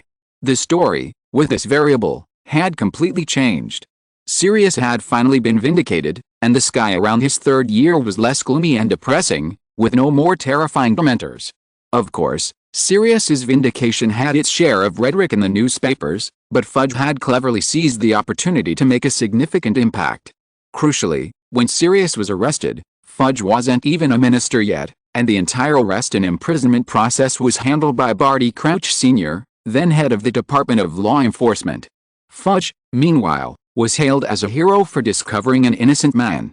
The newspaper he'd given Sirius was even rumored to be a portkey.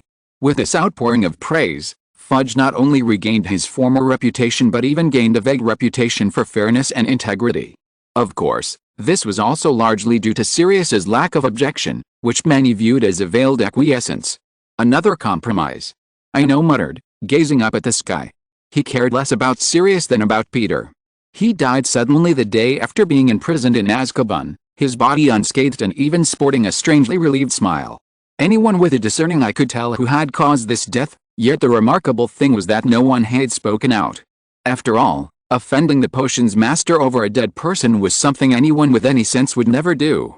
Without Peter, there would be no Cedric's tragedy next year, and no Voldemort would be resurrected in the Goblet of Fire.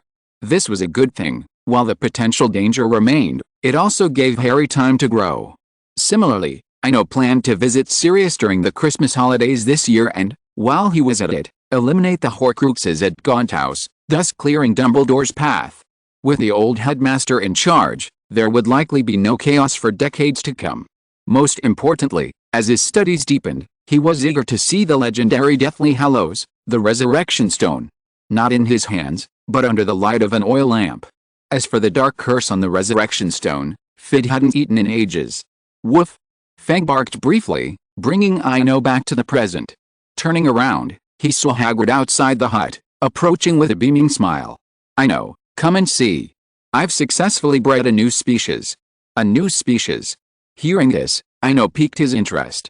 After 2 whole months, he finally saw some results. Yes. Hagrid's tone was filled with accomplishment. Broken with a little devil, I got a winged, but flightless, acromantula. Wings but no flight? Could it be just for decoration? In an instant, his initial anticipation dwindled by more than half. But to avoid dampening Hagrid's enthusiasm, he could only say approvingly, this is truly amazing. If everything turns out well, Hagrid, your name will be in newspapers around the world. He wasn't kidding. Crossbreeding a new magical creature would surely etch Hagrid's name in history, especially with a species like the acromantula, which held immense economic value. I didn't think too much about it. I just love this kind of work. Hagrid smiled innocently, ruffling his tousled hair like a child suddenly overwhelmed by praise. It's good that I enjoy it. Every achievement stems from an initial love. Ino stood up and walked towards the hut, curious about the potential benefits of these flightless spiders. The two walked, one in front of the other, while Fang loyally crouched outside, keeping watch. Into the box, extending seamlessly. Inside a fence surrounded by branches, Ino spotted the legendary winged spiders, palm-sized spiders with a pair of eerie, bat-like wings strangely sprouting from their backs. Just decorations. Ino fiddled with the spider's disproportionately small wings with her wand. Not exactly, their wings can move. Hagrid said a little sheepishly. Even if they're just decorations, it doesn't matter. They're still small, so you can't tell much. Once they grow a little bigger, you should be able to see the difference. Ino looked at Hagrid reassuringly. After all, they were hybrids, so naturally there would be more than just physical changes. Whether it was venom or silk, these important qualities weren't visible in infancy. Even if they didn't change at all, as long as they had a good personality and good looks, they could be considered alternative pets. In short, they were still valuable. As Ino explained, Hagrid gradually regained his confidence, especially after hearing that acromantulas could be legal pets. His dark, beetle-like eyes sparkled with an unprecedented light. Perhaps the words legal pets had become Hagrid's obsession. After carefully examining the new acromantula, the two left the suitcase. In the hut, Hagrid lit the stove, set an aluminum kettle on top, and poured 2 handfuls of black tea into it.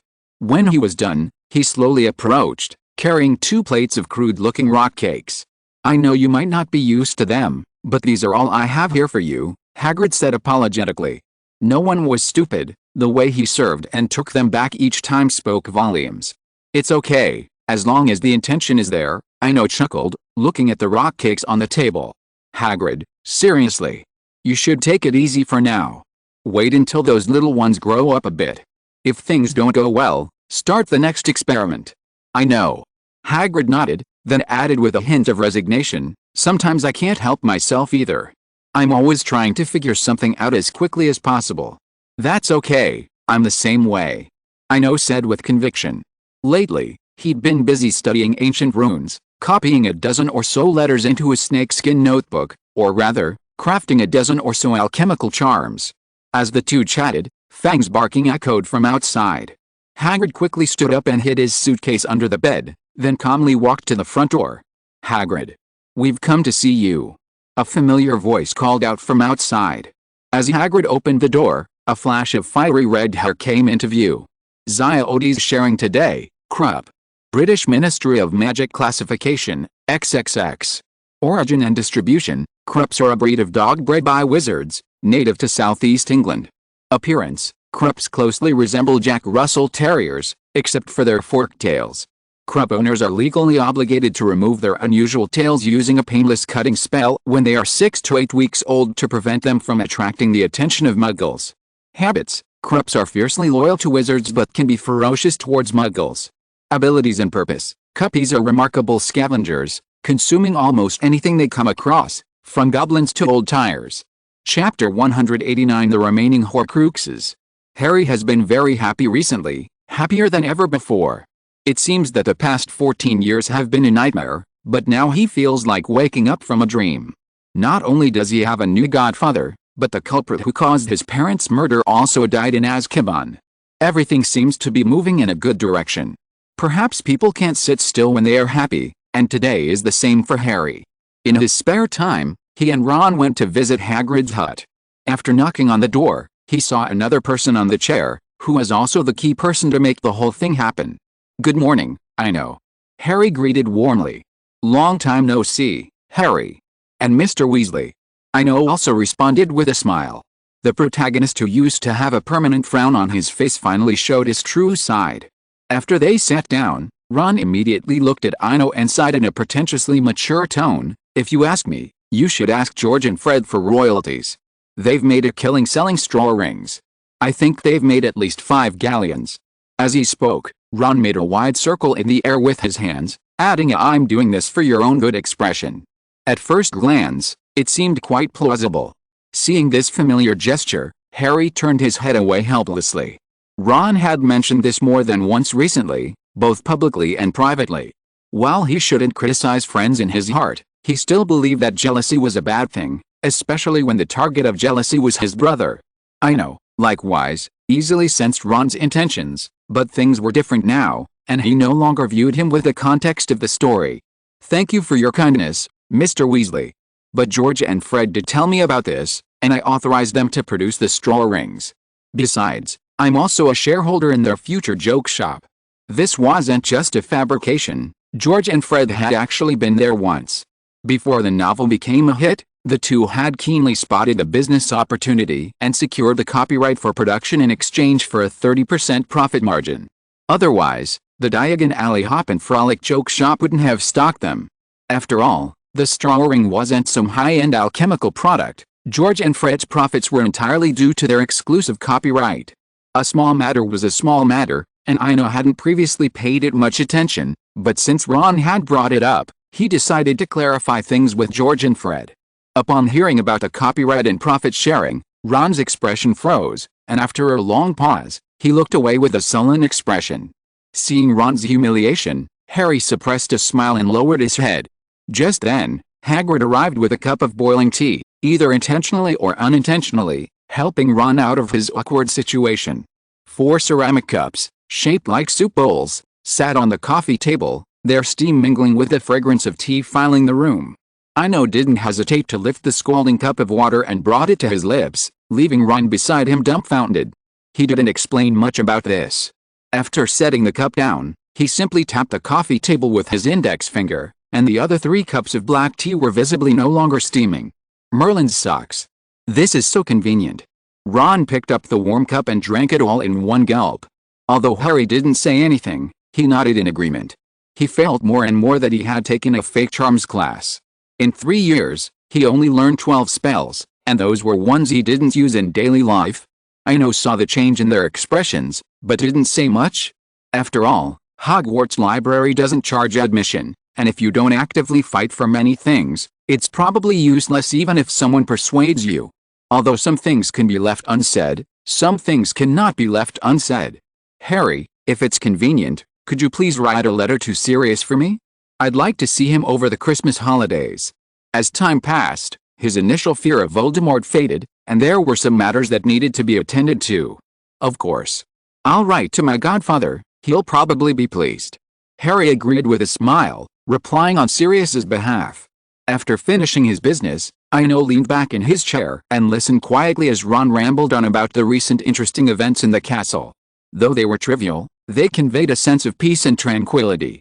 College life was pretty much like that, the trivialities, the banter, the daily grind of young wizards.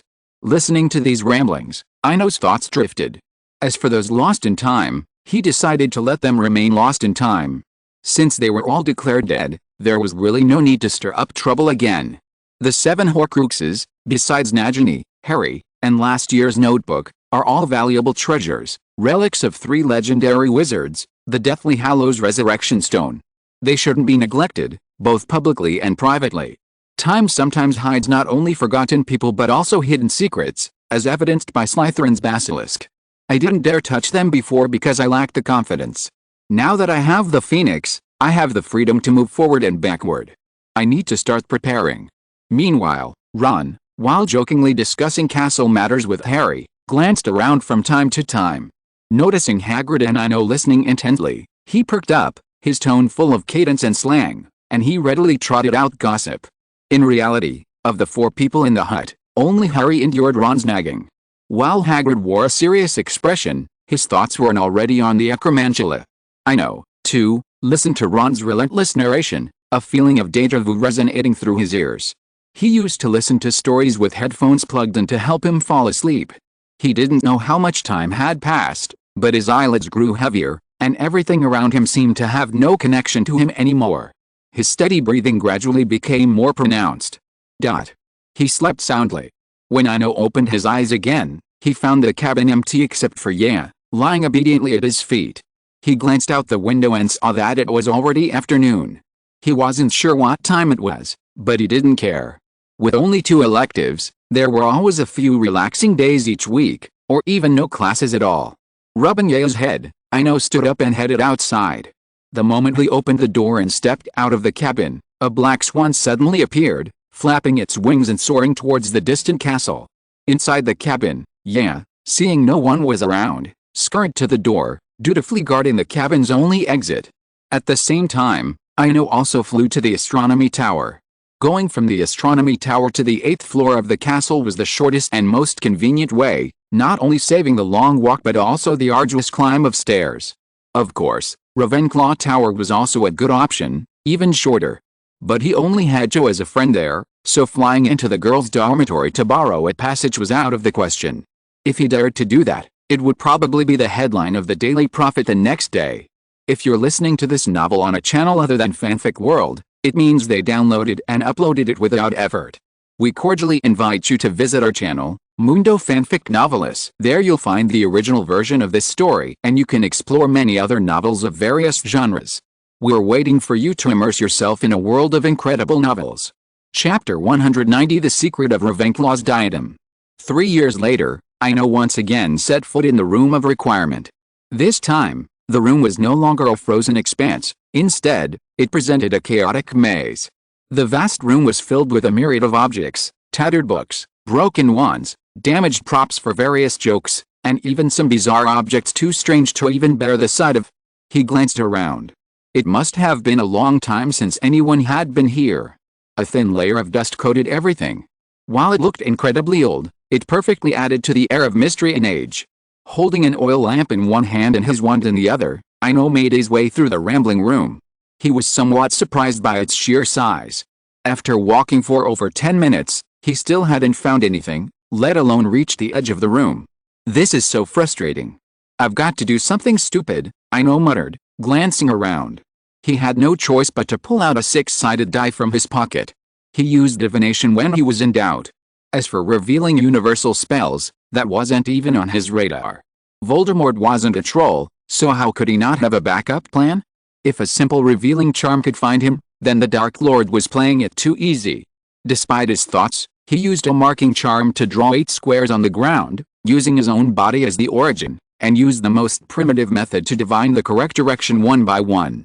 Half an hour later, he finally found a strange statue wearing a crown amidst a pile of chaotic potion bottles.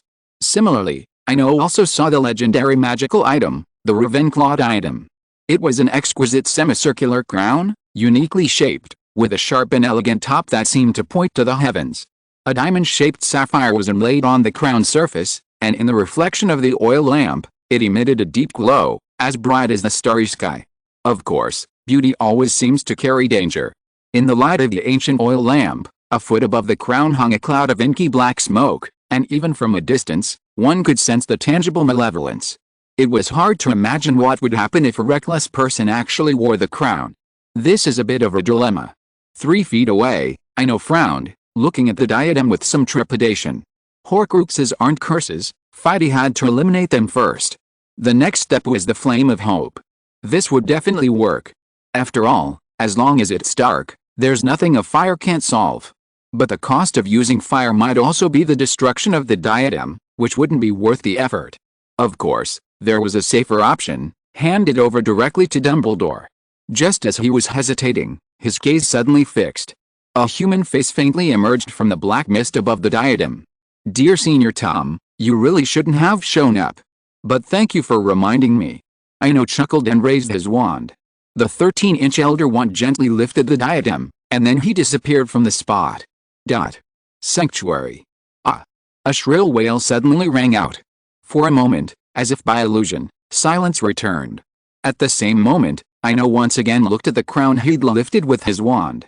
Under the light of the ancient oil lamp, the previously inexhaustible black mist, like ink, was gone. He reached out and gently lifted the crown. Although it appeared to be made of metal, it felt surprisingly light, as if woven from leaves. He also noticed the motto Lady Ravenclaw had inscribed on the crown's base: "Extraordinary wisdom is humanity's greatest treasure." This time, without hesitation, he placed the crown on his head. The moment the crown touched his head, a strange feeling spread throughout his body. Cool and comfortable, like a glass of iced lemonade on a midsummer day. Although it was strange, he felt a sense of déjà vu. Felixir.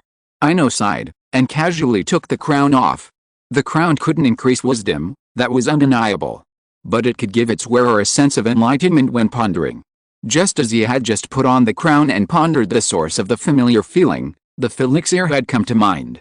Everything was so coincidental, yet so natural. Of course, the crown's effects weren't as strong as the Felix Felicis, but the essence remained the same. It was precisely for this reason that, the moment the answer struck him, he decisively removed it. Though in the magical world, many things come with a price, just as one shouldn't drink Felix Felicis continuously for more than 6 months.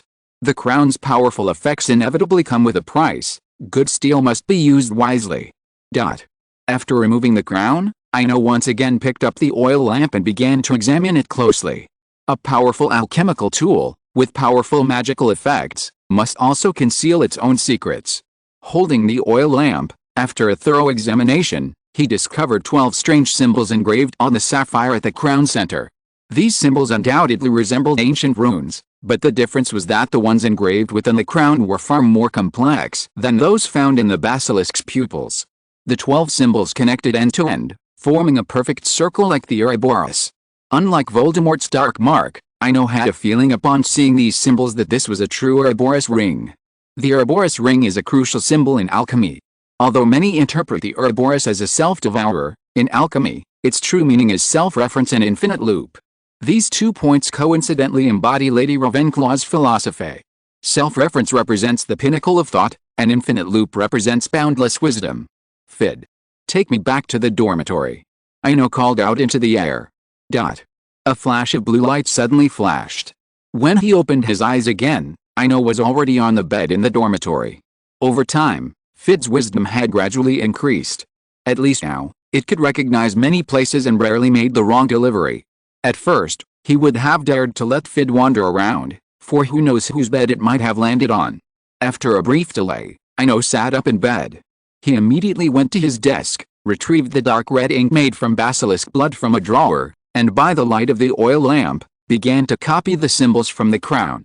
Even if he didn't understand, copying it down was a good idea. He also had a clear plan for how to use this knowledge. Norton, the head of the Huttimer Alchemist Guild on the continent of Arad, was a very good candidate. He would trade Ravenclaw's wisdom for the decomposer he sought, and based on the principle of equivalent exchange, he figured he wouldn't refuse. After all, the magic of time travel, or true immortality, was something no one could refuse, not even Ino. As long as one lived long enough, there was probably nothing they couldn't solve. Chapter 191 False Prophecy. In the Slytherin common room, Draco, after finishing divination class, leisurely settled into a sofa. This afternoon's classes had been a truly remarkable experience for him.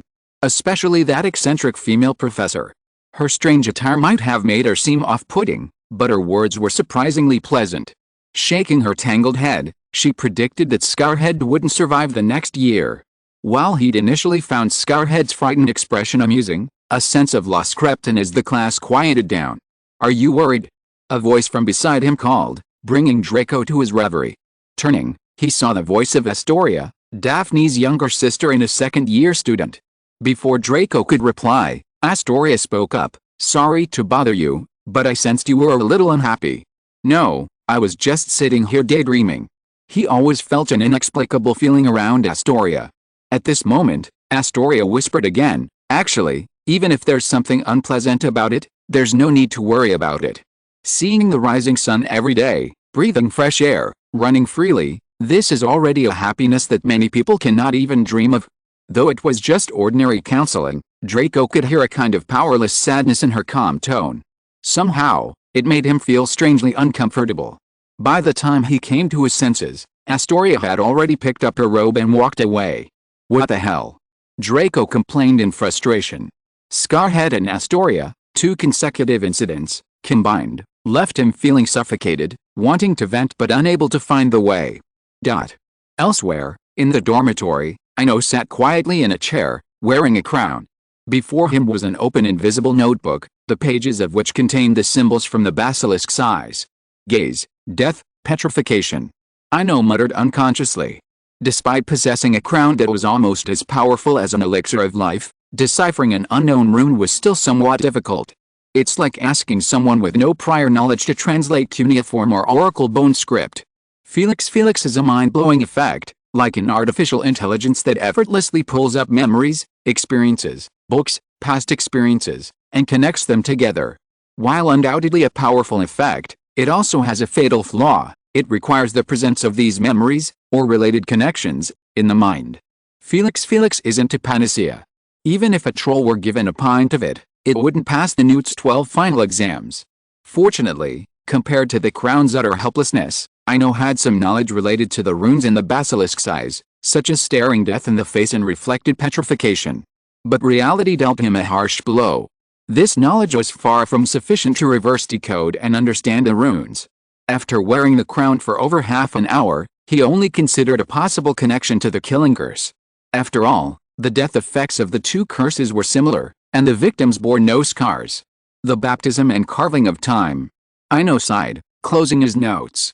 Half an hour of contemplation yielded no answer, which simply proved his knowledge reserves were insufficient. Without new knowledge, wearing the diadem for any longer would be useless. But one thing was certain, he didn't intend to hand it over anytime soon.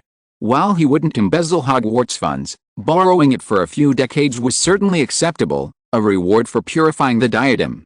And then, just then, with a bang, the dormitory door suddenly opened.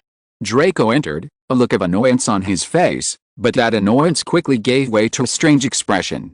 Ino, in his sight, had become something indescribable.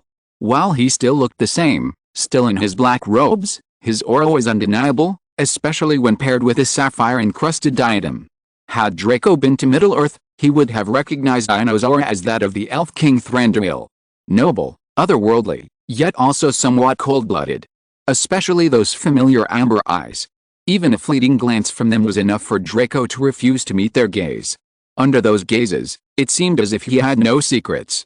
Meanwhile, upon noticing Draco, Ino removed the tiara and placed it on the table.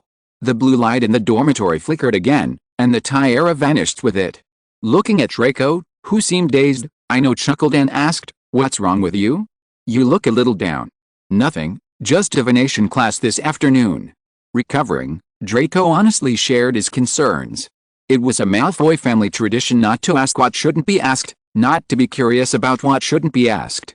This was a principle instilled in him by his father from childhood. Therefore, when the tiara vanished, Draco acted as if he hadn't noticed it, barely lifting his eyelids, as if everything had just been an illusion. Unbeknownst to him, this very quality was precisely what Ino admired most. Seeing that Draco didn't ask any more pointless questions, Ino changed the subject. "Divination? What did Professor Trelawney say? Did she predict your death?" "Not me." "Scarhead." The past was brought up again, and Draco felt annoyed again. "Scarhead? Harry again." Ino was also a little surprised. Trelawney was really plucking a sheep to death. The plot had clearly changed, but the prophecy of Harry's death remained the same. Again. Now it was Draco's turn to be surprised, but after a brief pause, he didn't ask any more questions and instead recounted the divination lesson. Unlike Draco's concern, Ino looked relaxed. In his previous description, Trelawney had clearly not entered a divination state. To put it bluntly, it was a false prophecy, a scare tactic to attract attention. With that in mind, Ino stopped paying attention to the fake prophecy. But seeing Draco still looking somewhat distressed, he decided to put a stop to it. Draco, I suggest you ask the other seniors what terrifying predictions our divination professor makes every year, and how accurate they are. Are you saying she's lying? No one is stupid, and after hearing Ino's explanation, Draco immediately realized what was happening, and at the same time, he breathed a sigh of relief. Obviously. She's lying, Ino chuckled, spreading his hands. But if she ever has a seizure and makes predictions in a strange tone, be careful. The speaker didn't mean it, but the listener took it seriously. Draco nodded seriously, as if he was committed to remembering the words. Ziodes sharing today, Abraxan. Appearance, Abraxan is a breed of Pegasus. They are large and very strong, with wings, red eyes, and generally lighter fur with a white mane. Habits, Madame Maxime's talisman. Horse drinks only single malt whiskey and requires a very strong person to care for it. Whether this applies to all talisman horses is unknown. Powers and effects, talisman horses can pull carts and fly. Chapter 192, First Alchemy, 2-meter staff. The days passed peacefully, and in the blink of an eye, it was early November. It was Halloween, in the Slytherin dormitories. Ino surveyed the materials laid out on the table, a grimy mat, a wooden stick over 2 meters tall and about the diameter of a baby's arm. He was delighted with the items, the unicorn hair and the rowan tree branches, gifts from Hagrid. Today, Ino planned to create an alchemical item. A week of intense training in the library had given him a considerable understanding of alchemy. Speaking of alchemy, it was a matter of frustration. The ancient runic writings, that thick dictionary, already covered all known knowledge. As for the unknown, if the dictionary didn't contain the corresponding book, even the Hogwarts library wouldn't have it. He had no choice but to passively knock on the door of alchemy, trying to find the knowledge lost to time. Ultimately, alchemy was just another application of the ancient runes, though over the course of time, the discipline had become autonomous. Alchemy uses ancient runes as components, inlaid one by one through specialized techniques onto alchemical objects to create powerful runic circuits, enabling them to produce unexpected effects. In this respect, they are somewhat similar to Muggle electronic chips. For example, a logic circuit, using only AND, OR, and NOT gates, creates a complex digital logic module. Alchemy is similar, based on the 24 runic letters in the Void Stone. These are arranged in rows according to mysterious patterns and combined to create complex alchemical objects. A simple example, the second letter of the ancient runes, U, originally meant destiny, fate, and the unknown. The third letter, Th, originally meant thorn, surprise, a protective triangle, and hidden energy. Combining these two letters through alchemical techniques creates a destiny amulet that can ward off misfortune and protect the alchemical object. Of course, this is only the theoretical level of alchemy. Alchemy consists of 3 major parts: magic rune knowledge, alchemical techniques, and alchemical materials. As mentioned earlier, alchemy has undergone a period of self-determination. Ancient alchemists have abandoned the term runes, preferring instead to refer to them as magic patterns, meaning magical patterns with magical effects. Similarly, with increasing understanding, Ino increasingly felt that alchemy was a vast discipline. If it weren't for the initial driving force of magic, alchemy might have become a discipline in its own right. This was no exaggeration. Because the 3 major works of alchemy encompassed all knowledge, anyone who achieved mastery in any of them could be called a master, much like Headmaster Dumbledore. Ino had also encountered Dumbledore's alchemy works in modern books, but he specialized in one of the 3 major works, alchemical materials. His academic masterpiece was the renowned 12 Uses of Dragon's Blood.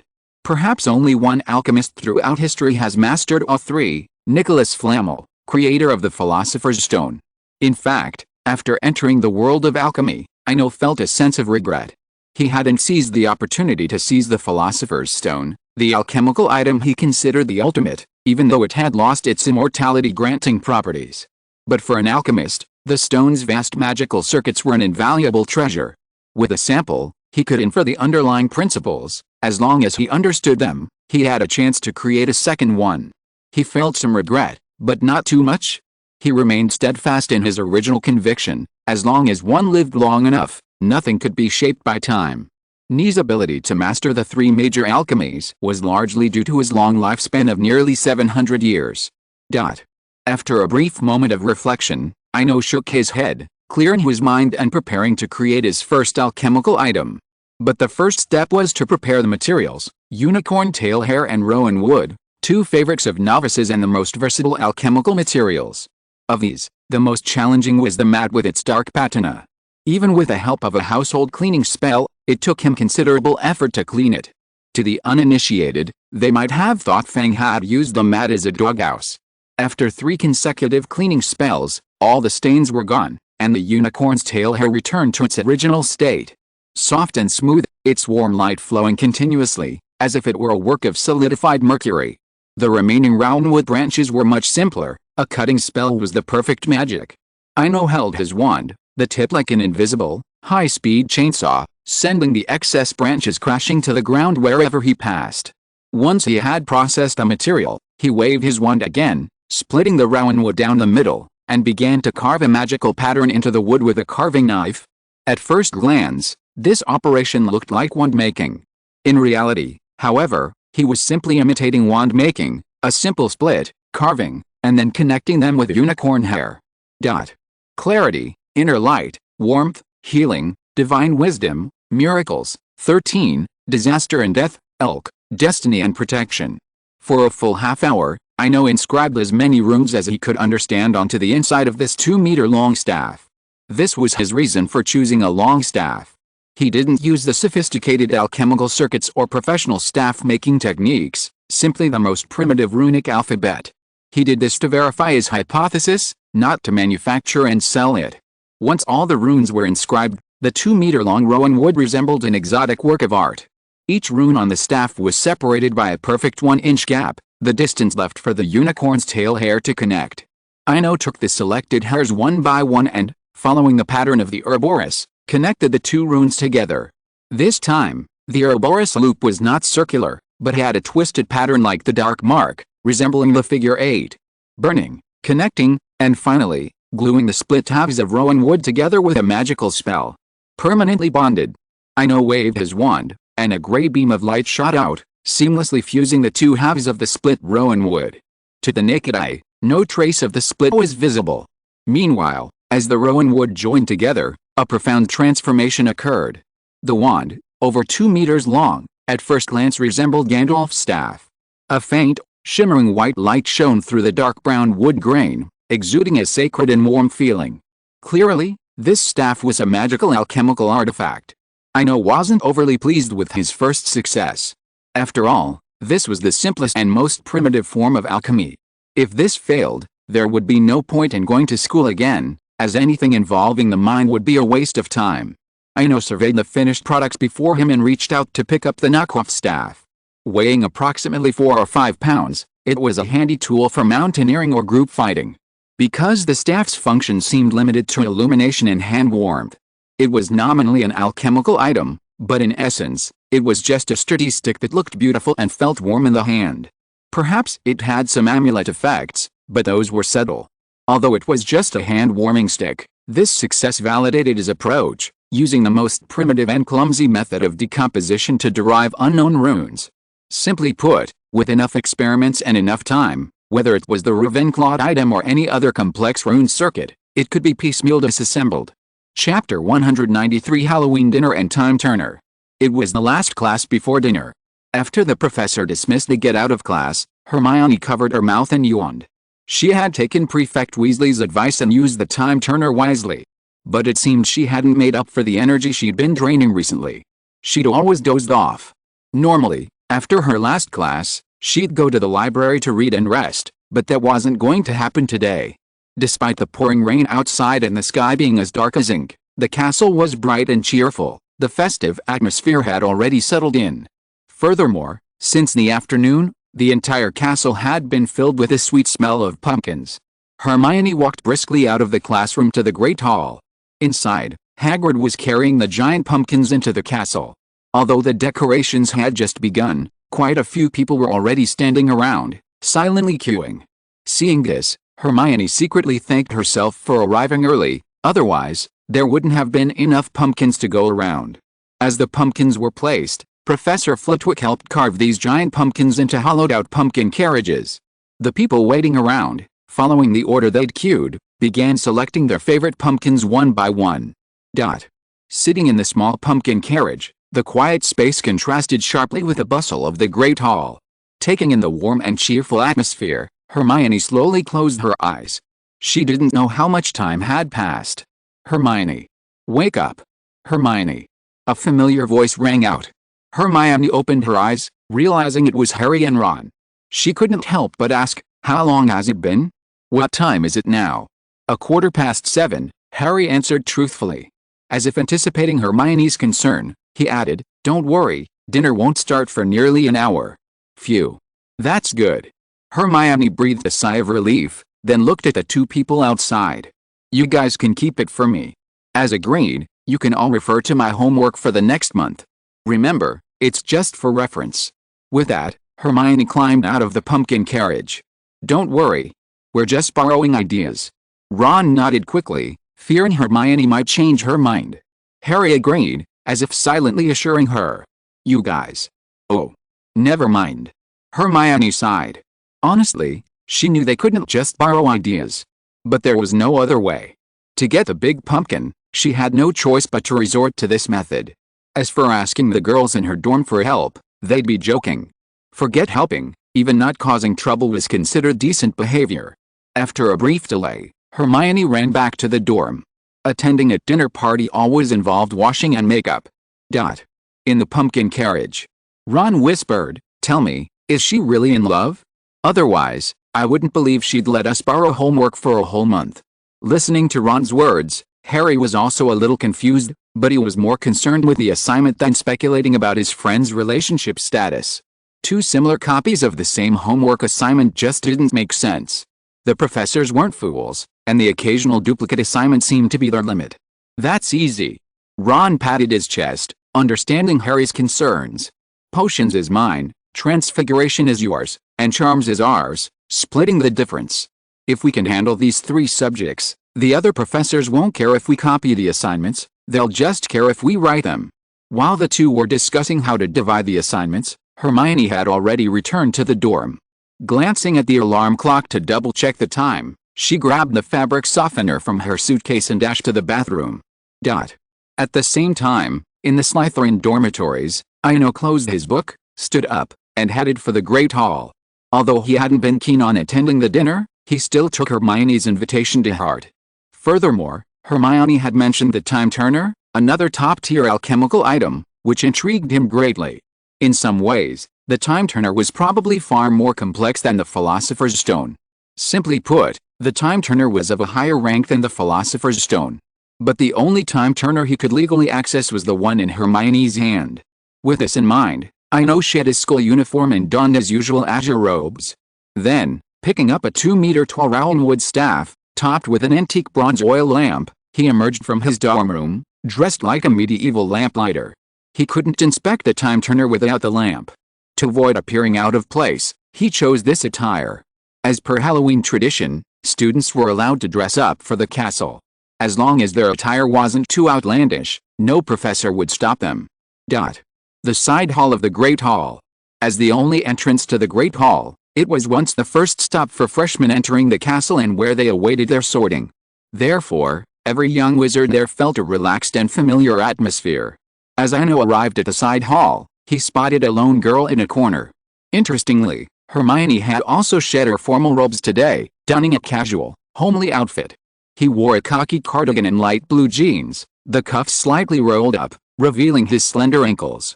He wore white sneakers, looking clean and sharp. Meanwhile, Hermione spotted Ino, whose retro, mysterious outfit caught her eye. "Come with me. I've got a pumpkin carriage for you today." Before Ino could even approach, Hermione scurried forward, gently tugged on his sleeve, and headed towards the Great Hall without a word. In a corner of the Great Hall, Draco stared blankly at the two departing guests. He had also come to invite Ino, but on Pansy's behalf. But after seeing that Ino already had an appointment, Draco pondered for a moment and turned to walk out. Since his mission wasn't completed, he didn't intend to attend the dinner, especially not to face an angry Pansy. At the same time, Hermione knocked on the pumpkin carriage's window. Without another word, just a glance, and Harry and Ron obediently stepped out. Watching the two scurry away, Ino felt a surge of curiosity. He had a feeling that the witches in the castle were the truly powerful group. However, his curiosity didn't last long, for after climbing into the pumpkin carriage, he was captivated by something else. Hermione reached behind her neck and pulled out a delicate pendant from her collar. "Here. I know you're interested in it, don't try to hide it from me," Hermione said with a chuckle. Despite her smile, a flicker of disappointment flickered in her eyes. She had known since their last conversation that Ino had been staring at the time turner, not her, during Care of Magical Creatures class. After a few seconds of silence, Ino apologized, "Honestly, I'm indeed more interested, but my promise remains. You can always come and read the invisibility book during the summer vacation." With that, Ino took the time turner, still lingering with body heat. At the same time, he picked up the oil lamp nearby and began to examine it meticulously. "Sorry everyone, there are only 2 chapters today." It was mainly because Zyodi spent a long time looking up information, including information on ancient runes, medieval Western alchemy, and some settings made by great fans. It took more than 2 hours in total. Chapter 194: The Beauty of the Pumpkin Carriage. Inside the Great Hall, inside the pumpkin carriage. Floating candlelight cast a warm glow, dancing across the carriage's walls, casting dappled shadows. Alone, the pumpkin carriage seemed to truly fulfill its purpose. The quiet, cozy little room held a certain alluring atmosphere. Hermione sat on the other side of the carriage, her chin resting on her hands, gazing intently across. Even without chatting, just sitting quietly together brought her a long-lost sense of joy and happiness. Compared to Hermione, Ino was far more rational. In the light of the ancient oil lamp, he beheld a magnificent painting, a complex and intricate pattern carved entirely from alchemical runes. Under the lamplight, the time converter's internal alchemical circuit formed a perfect circle, its outer circle divided into 12 equal sections. At first glance, it resembled a clock face mounted on the wall. At the center of the circle lay a smaller, more complex hexagonal circuit. When Ino first laid eyes on the hexagonal loop, he had a feeling it might be the core of the time converter. The 12 equally divided loops resembled coordinates. At the same time, an image suddenly emerged in his mind, the towering forest tower he'd seen in mid-air during his adventures with the Brothers Grimm, with the 12 black coffins beneath it. Miraculously, that tower, too, was connected to time, and the magic of time reversal had been found within it. "I wish I had this oil lamp sooner." Ino felt a pang of regret. The oil lamp arrived too late. This kind of rule-based item was truly useful. The oil lamp had only one rule: to illuminate illusions and reveal the truth. No matter how complex an object, as long as it held a secret, it would reveal its hidden side. Despite this regret, Ino knew that these things were beyond human control. While the fantasy world has evolved in recent years, with fewer fairy tales and folk tales, the essence of its own miracle remains unchanged. Pure, unselfish kindness ultimately pays off. The purer the intention, the greater the reward. The oil lamp is a prime example. Otherwise, how could Aunt Julia, a mere peasant woman, possess such a precious object? However, considering the shift in story genres, Ino had some theories. It was simply because they were getting older, and it was no longer appropriate to enter a fairy tale. The most classic example was the story of Narnia. In the second part of the sequel, Peter and Susan were missing from the 4 main characters. The reason was simple: they had grown up and no longer qualified to enter Narnia. Of course, this was just speculation. In the pumpkin carriage, although lost in thought, Ino was not oblivious to the present. To quickly record this precious information, he turned to the void and said, "Fid. Bring me my camera." Fid? Faded and withered. Hermione's eyes flickered with curiosity. "Yes, that's the name I gave the phoenix." Ino nodded, then gave Hermione a somewhat apologetic look. "I'm sorry, but I can't let you see it. A phoenix born of despair shouldn't be seen in public. Professor Dumbledore has also instructed us on this. It's nothing. Not every Gryffindor is curious." With that, Hermione sat up slightly, inadvertently leaning back. However, with that casual movement, A glimpse of curves caught Ino's eye, but he quickly shifted his gaze, somewhat awkwardly. The last time he saw Hermione in casual clothes was during summer vacation. It was incredible how much everything had changed in just 6 months. Seeing Ino's subconsciously evasive gaze, Hermione's eyes flickered with joy. Wasn't that the reason she'd chosen to wear that knitted sweater? Just like answering questions in class, one should proactively demonstrate one's strengths. Over the past 3 years, although she'd never joined in the dorm conversations, she'd heard enough to understand a few things, especially when it came to understanding the boys' minds. After all, more than 80% of the conversations in the girls' dorm were about the boys. Compared to Hermione's inner drama, Ino's thoughts were much simpler. While admiring the nutritional balance of the Hogwarts kitchen, they also marveled at the genes of the European girls. Meanwhile, just as the atmosphere was about to deteriorate into a stalemate, Fighty arrived just in time to save the situation. Suddenly, a flash of blue light streaked through the air. A 5-inch Polaroid camera appeared out of nowhere in the pumpkin carriage.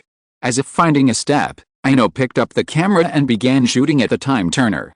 Meanwhile, Hermione, looking at the photos on the table, questioned, "Why take so many photos from the same angle? You can't see." Ino suddenly looked up. "What do you see?" Hermione was puzzled. "Aren't these photos just close-ups of the time turner? Almost every one of them was identical." "That's ridiculous."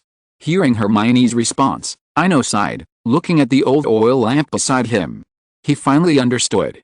Some things seemed to be unique to one person, just like the harassment fly that Luna had mentioned, which could only be seen by Luna. Irrational. Hermione raised an eyebrow. "Yes, extremely unreasonable, with no logic at all," Ino continued. However, he quickly realized that Hermione's tone sounded strange, and he couldn't help but look up. Those bright brown eyes seemed to be suddenly shrouded by a haze. Hermione bit her lip lightly, looking aggrieved and stubborn. In truth, Hermione was simply feeling a little sad. If anyone else had called her unreasonable, she would have simply ignored it with a haughty air, but being called unreasonable by Ino made her feel a pang of pain. "Oh, sorry. I wasn't talking about you." Seeing this, he knew Hermione had misunderstood. Remember Florentian blots? Back then, you and Harry couldn't see the invisible book of invisibility either. Hearing this explanation, Hermione's expression brightened, and she remembered the meaning of the word unreasonable. "You mean you're still the only one who can see it? Even if it's photographed, what I see is still completely different from what you see? So unreasonable." After a long thought, she couldn't come up with the right adjective, so she could only continue to use unreasonable. "I'm afraid that's it." Ino shrugged, secretly relieved at the same time. Human nature is like this. Although the slogan is that everyone is equal, everyone wants to be the most special one. Then you are really unreasonable. Hermione raised her eyebrows slightly, with a hint of playfulness in her eyes. "It's not that I'm unreasonable, it's... well, forget it. Just treat me as unreasonable." Ino leaned against the pumpkin wall nonchalantly, with a hint of helplessness in his tone. This expression seemed to be a silent statement. "Whatever you want, I don't care." "Ha ha ha, now I believe you were really unreasonable." Hermione covered her mouth and chuckled. The fatigue caused by the time turner in recent days seemed to have been swept away. Chapter 195 New Discoveries in the Library. The third-year Halloween dinner concluded in a joyous atmosphere. There were no dementors, no ominous black dogs, and no slash portraits. Everything was perfectly organized. Although the dinner lasted until just before midnight, Ino managed to return to her dorm room at 11 o'clock. Opening the door, she saw Draco, a troubled man sitting in a chair. "Are you really in love with that rabbit, that Granger? Oh my god. Pansy will kill her." Hearing this rambling, Ino walked speechlessly towards her bed. "Don't ignore me. Seriously, you don't know how terrifying a witch can be when she goes crazy." Draco's shoulders trembled slightly, as if conjuring up some terrifying image. "How come you've become like that Ron Weasley, so fond of gossiping?" Ino frowned slightly, then realized that Draco wasn't the type to speak without a clear purpose. "Since you're so curious, I'll tell you. First, I'm not in a relationship with anyone. Even if I really wanted to, it wouldn't be after 5th year. I have no right to make decisions for either Pansy or Hermione. Affection and love are two different things." Taking off her outer robes, Ino leaned against the headboard and explained clearly to Draco. He knew well that the feelings and vague affections felt during school were a common adolescent symptom. These feelings and affections, like a summer downpour, came and went quickly. After graduation, each of them had their own careers and lives. Even the once unforgettable white moonlight became little more than a memory during an afternoon nap, a lingering longing. Seeing Draco's sudden silence, Ino stopped talking.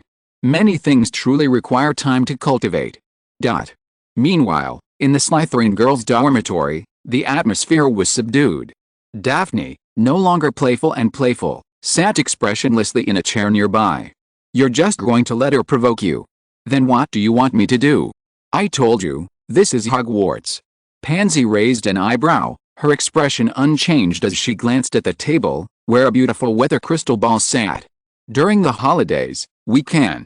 "Stop," Pansy snapped decisively. "Anything's fine, except this. This is going down a dead end. Ino's not stupid, Draco has practically given him everything by now. If something goes wrong, whether it's me or not, I'll be the primary suspect. Incompetent, only to cause trouble." Daphne gritted her teeth, her face etched with displeasure. "Incompetent?" Pansy suddenly smiled, a hint of something unclear in her smile. "There's never been anyone in the Malfoy family who lacks ability. You can only judge them by luck, not ability." Pansy knew that if there really was a line-up in Slytherin, or even in the entire Hogwarts, Draco would undoubtedly be the one with the best relationship with Ino. "So we're just going to call it a day," Daphne said, a bit unwillingly. This time, Pansy didn't answer directly, instead examining Daphne with a strange gaze. "What are you doing?" Daphne felt a little uncomfortable at the look, as if a secret had been exposed. "Nothing." Pansy shook her head gently, naturally turning her gaze to the Daily Prophet lying on the floor. The headline on the front page boasted that Nimbus Corporation had launched its latest broom, the Firebolt. Its sleek lines and powerful specs attracted her, even though she didn't play Quidditch much. But whether it attracted her or she liked it, only a few people could actually afford the Firebolt. Some things didn't bother her. After all, there were countless people waiting eagerly outside the windows of Quidditch boutiques, but only those who bought the brooms could ride them. Time passed slowly. It was 3 days after the Halloween dinner. After finishing her only charms class that morning, Ino headed to the library. He now felt like a veritable scanner, reading many books without thought, seeking no understanding, only accumulation. After finishing his reading, he would don the diadem once a month, using the magical AI to organize and comprehend this knowledge. The power of the Ravenclaw diadem seemed somewhat unexpected, and the rumor that wearing it granted wisdom was not an exaggeration. However, what concerned him more was the creator of the diadem, Lady Rowena Ravenclaw. What kind of extraordinary wisdom could have created such a powerful alchemical item? Just like reading and studying, being able to fully understand something is a form of intelligence. However, being able to make others understand something at the same time goes beyond intelligence and becomes a skill. His thoughts drifted. Ino shook his head, forcing his attention back to the present. On the table in the library's reading area sat a half-inch thick book, The Framework of Alchemy. Lena had slung it from the air like a spider's silk wire. He had initially assumed it was a basic or applied work, but as he flipped through the pages, he noticed something different. The book had been modified, the cover and title were added later. Unlike ordinary covers, the pages inside appeared even older. If it weren't for the magical protection, Ino had no doubt that a simple flip would shatter them. Similarly, the contents within astonished him. Barely half an inch thick, it contained notes in over a dozen different handwritings, some messy, others neatly arranged. They included additions and corrections to the previous generations, as well as arrogant and condescending comments about the younger generations. This seemed to be a book passed down through generations, and the annotations were the most compelling evidence. Ino was intrigued by these annotations, as they read like time capsules, like the one before him. Younger generations, don't believe everything my grandfather wrote. His brain was kissed by a 5-legged monster, which led him to write these nonsense.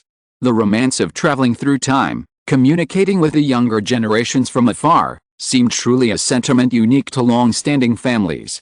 As if enjoying the comments section, Ino chuckled and turned to the next page. But the smile quickly faded. Because one of them had written his name, Phineas Gaunt, in the annotations. Ino was well aware of this family, which woven its thread throughout the story. The Gaunts were the quintessential Slytherin descendants, and also the family of Voldemort's mother. Yet, for a family steeped in legend and mystery, Their legacy was simply stored away in the Hogwarts library. At that moment, Ino couldn't help but sigh. Leaving Lena free in the restricted section was a brilliant move. The rewards came so quickly. The third and final meeting was about half an hour away, and now there was still some finishing up and research to do. Chapter 196 Blood Alchemy of the Gaunt Family. Someone once said that the day after Halloween is Christmas. At first, Ino had scoffed at the idea, but now he had a grain of faith. Time flew by. 2 months passed, like the apparition of a phoenix. Before anyone could react, it was over. Outside the castle, Ino strolled alone on the lawn, suitcase in hand. As usual, he hadn't chosen to stay back at school during Christmas break. After all, the clock was ticking, and a new journey was about to begin. And no matter which story world he was in, his suitcase was essential. In the wizarding world, he could use Sanctuary as temporary storage, but entering the story world wouldn't work. After all, the story world was essentially within Sanctuary. It was like entering a room and then having to re-enter it. Unless you walked out and back in, it was impossible. So, before leaving, he helped Hagrid move the magical creatures from the box. Together, they rebuilt a hut deep in the Forbidden Forest to house Hagrid's collection of little creatures.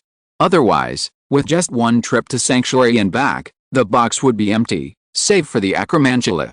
The thought of the acromantula brought back memories of the previous scene. Those winged spiders had grown to the size of wash basins.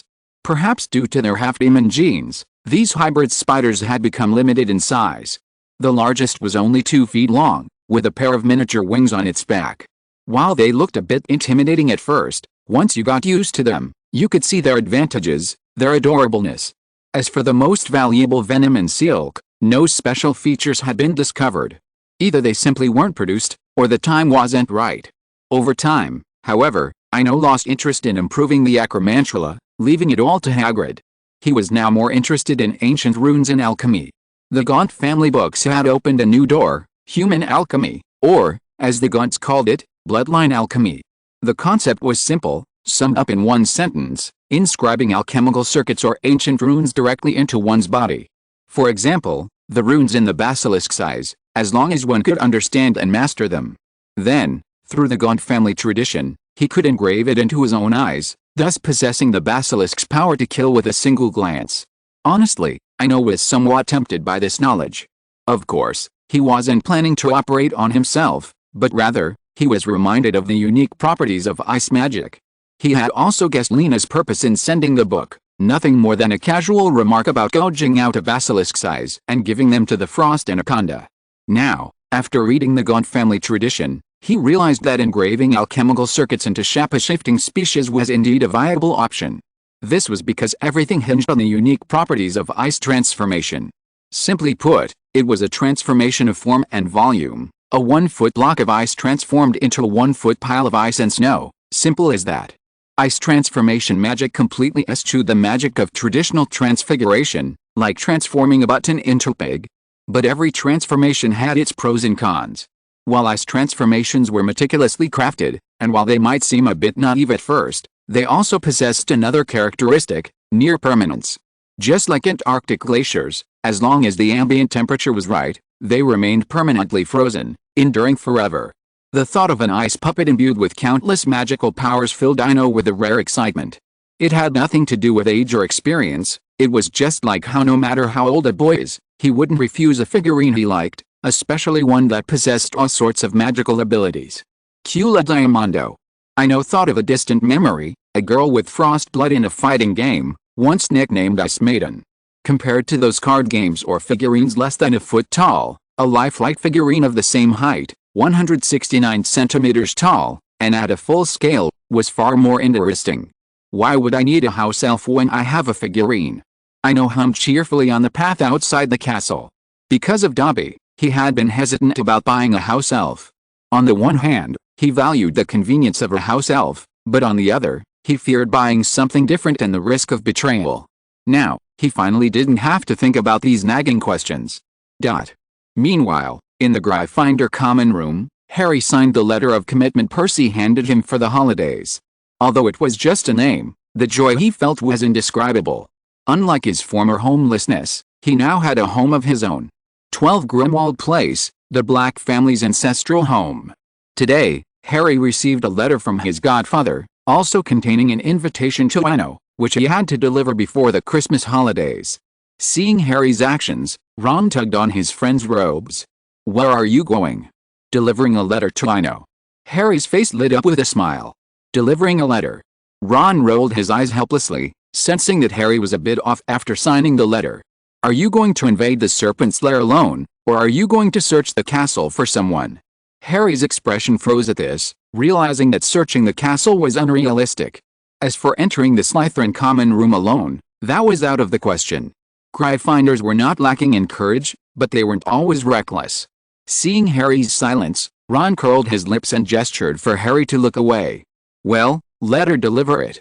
She's the only one in Gryffindor who won't be embarrassed. After all, the story's all over the castle." Following Ron's gaze, Harry spotted Hermione, who had just emerged from the girls' dormitory. "Are you gossiping about me again?" Hermione glared at the two of them with displeasure. She and Ino had ridden in the pumpkin carriage on Halloween, and almost 2 months had passed, and the gossip hadn't subsided, it had intensified. "No. We were talking about wanting you to deliver a letter to Ino. It's from Sirius," Ron explained, somewhat guiltily, facing Hermione's seriousness. After all, of the 12 versions of Hermione's gossip circulating in the castle, 3 were fabricated by him. Harry. Hermione looked away. Compared to Ron's quirks, she trusted the more honest Harry. "Yes, my godfather has replied. He's inviting Ino to the ancestral home over the Christmas holidays.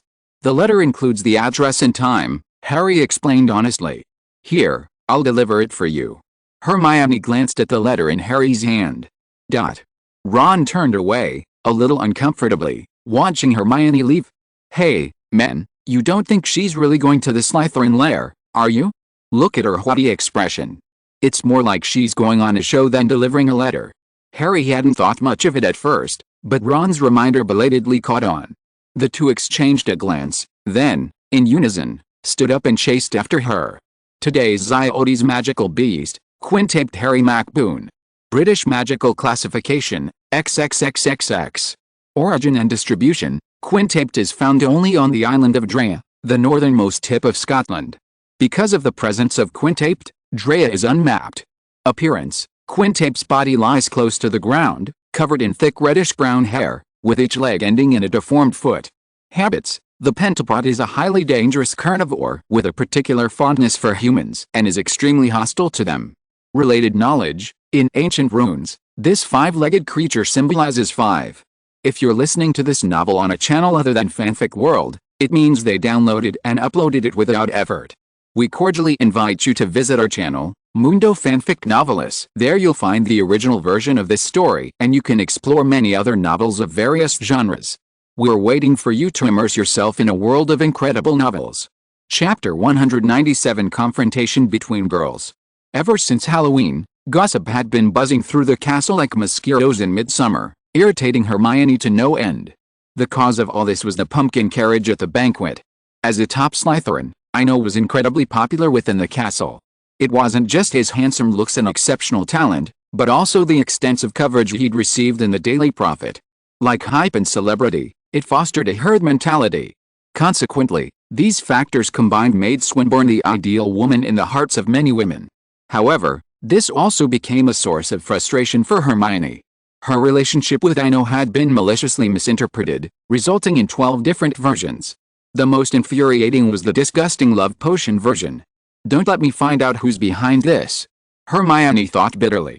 She hated being gossiped about, and even more so, the envious and jealous looks from those who didn't know the truth.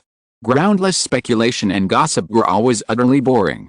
Today, Sirius's letter presented the perfect opportunity. Since there were so many people interested, she'd put her actions to the test. Hermione, letter in hand, walked down the long corridor, descending the moving staircases one floor at a time. Harry and Ron followed quietly behind her. She really went alone. Why don't we stop her? Harry couldn't help but glance around. Entering the castle's basement, the other houses were few and far between. The only people coming and going were the emerald green Slytherins. "Don't worry, there won't be a fight," Ron said confidently, his eyes brimming with the excitement of participating in something big. But Harry hesitated, a feeling something was off. There really won't be a fight. Ron turned around, his gaze blazing. Slytherins aren't stupid. At most, they'll just use words to pressure us. If they really want to fight, they'll just burn Ino like a firebrand and push him out. Then we do it. Harry was confused. At first, he'd thought he was trying to stop Hermione, then he'd thought he was helping her in the fight. Now, he wasn't even fighting. Let's come and cheer Hermione on, Ron declared. At the same time, Hermione had reached a corridor below ground level, the only way to the Slytherin common room. Perhaps, as Ron had said, Slytherin wouldn't produce fools. Even someone like Goyle wouldn't start a fight without orders or instructions. Hermione turned a corner and continued down the corridor. Most of the Slytherins she passed looked at her with curiosity and inquiry. This included Marcus Flint, the Quidditch captain and a repeater in the 7th year. His tall figure stood in the corridor with a playful expression, not only making no unnecessary moves but even moving aside to make way. The Slytherin girls' dormitory. Following the tip-off from 2 first-year girls, Daphne leaped to her feet, seeming to sense something was amiss, then quietly sat down with a guilty look on her face. You don't care. Still sitting in her chair, Daphne turned her head with a hint of resentment. What do you want me to do? Pansy lowered her book, the cover of which was the ancient Greek history classic The Persian Wars. Daphne. We should avoid responding to every single thing. Besides, I don't want you following me around forever, as I might not be able to lead the way. So, it's best for you to make your own decisions. Pansy said this lightly, then picked up the book on the table again. Faced with Pansy's clear stance, Daphne hesitated, glancing toward the door. After a moment, she gritted her teeth and headed out. The Slytherin common room. Draco sat absent-mindedly on the sofa, his ears twitching involuntarily. Whenever there was a noise near the girls' dormitory exit, he instinctively glanced over. When footsteps arrived again, he didn't see Pansy, but Daphne, expressionless, seemed to be doing the same. Without hesitation, Draco stood up and headed out. He wasn't looking for Ino, he couldn't find her in the vast castle. Even if he knew where she was, he wouldn't do such a foolish thing. Adding fuel to the fire is the act of a fool. A wise man would remove the underlying source of the fire, allowing any conflict to dissipate without a trace. Leaving the common room, Draco headed straight for the potions office. He didn't even pause to glance at Harry and Ron, who were passing behind him. In the basement corridor of the castle. Looking at the silent Slytherins around her, Hermione felt a flicker of regret. It wasn't out of fear, but rather a sense of inappropriate behavior. After calming down, she realized it was a one-sided, subjective statement. While it might have given her some relief, it might also have repelled Ino. Just as Hermione was debating whether to turn back, the entrance to the Slytherin common room opened again. This time, a blonde emerged, her skin as delicate as a porcelain doll's. Seeing it wasn't a familiar brunette, Hermione didn't pay much attention and turned to walk the other way. While this was a bit anticlimactic and might even draw ridicule, she didn't care about anyone else's opinions, she only cared about Ino's. Leaving already? I thought you were so impressive. Daphne suddenly blocked her path. That sweet yet aloof voice, paired with that perpetual smile, always evoked a vague sense of danger. Faced with this blatant provocation, Hermione took a deep breath, calming herself slightly. Are you speaking to me? If so, please address me as Miss Granger. Courtesy is a fundamental part of a person's upbringing. Oh? Miss Granger. Daphne chuckled. As far as I know, Mr. Hector Dagworth Granger, the founder of the extraordinary potion, has no daughter. If she's illegitimate, just ignore what I said. Honestly, the statement was already rife with offense. In England, being suspected of illegitimate children was a profound insult. Yet, Daphne went ahead and said it, with reason and evidence, even her tone tinged with questioning, as if she genuinely didn't know. With her beautiful features and innocent expression, any man would have believed Daphne's words without a second thought. Hermione calmly looked at the girl blocking her path. After the brief exchange, she understood her opponent's intentions, provocation and an attempt to provoke her. Although she didn't know what other options she had, she wasn't about to grant him his wish. I suggest you spend more time in the library, so your horizons aren't limited to the British Isles wizarding world. As she spoke, Hermione reached out her slender hand and, under everyone's gaze, gently brushed the slightly messy hair from her forehead, then slowly tucked it behind her ear. A toad clamoring in the well will never know how vast the world outside is. Even when it rains outside, it naively believes the rainwater is coming from the well. Chapter 198 Shocking Changes in the Shelter, Second Perspective. Unlike the veiled exchange between the two girls, Ino now stood on the ice and snow of the shelter, suitcase in hand, a strange expression on his face. Just minutes ago, inspired by the fun of doll alchemy, he had returned to the shelter alone from a secluded corner outside the castle. He had assumed it was just an ordinary entry. But upon actually entering the shelter, he found something slightly different. Ino sensed an additional perspective within his vision, or rather, within his senses. It was roughly like a split-screen television, two screens, two perspectives. But what puzzled him was that the second split screen seemed to have a faulty connection. Not only was his vision completely black, but perhaps the surroundings seemed to be limited in some way. Just as he had considered the limitations, he felt something in his second perspective. It moves. Ino looked up in surprise. It was a strange sensory experience, like slapping a sponge with thick gloves, not painful, but with a corresponding tactile sensation. This discovery piqued his interest. Yes, interest. As for feelings of worry and fear, they simply didn't exist in the shelter. There was no safer place. Now that he was in the mood, he abandoned the idea of designing a puppet and sat down on the ground, beginning to explore the wonders of the second-person perspective. Time slipped by. A rectangular space. Sitting on the ground, Ino rested his chin on one hand, carefully calculating his experience in his mind. In the second-person perspective, he could move, though he didn't know the speed. But assuming each movement was the same distance, after continuously exploring up, down, left, and right, and based on the time differences between each touch, he could roughly calculate that the second-person perspective was within a rectangular, enclosed space. Rectangular, enclosed. Ino immediately turned to look at the suitcase.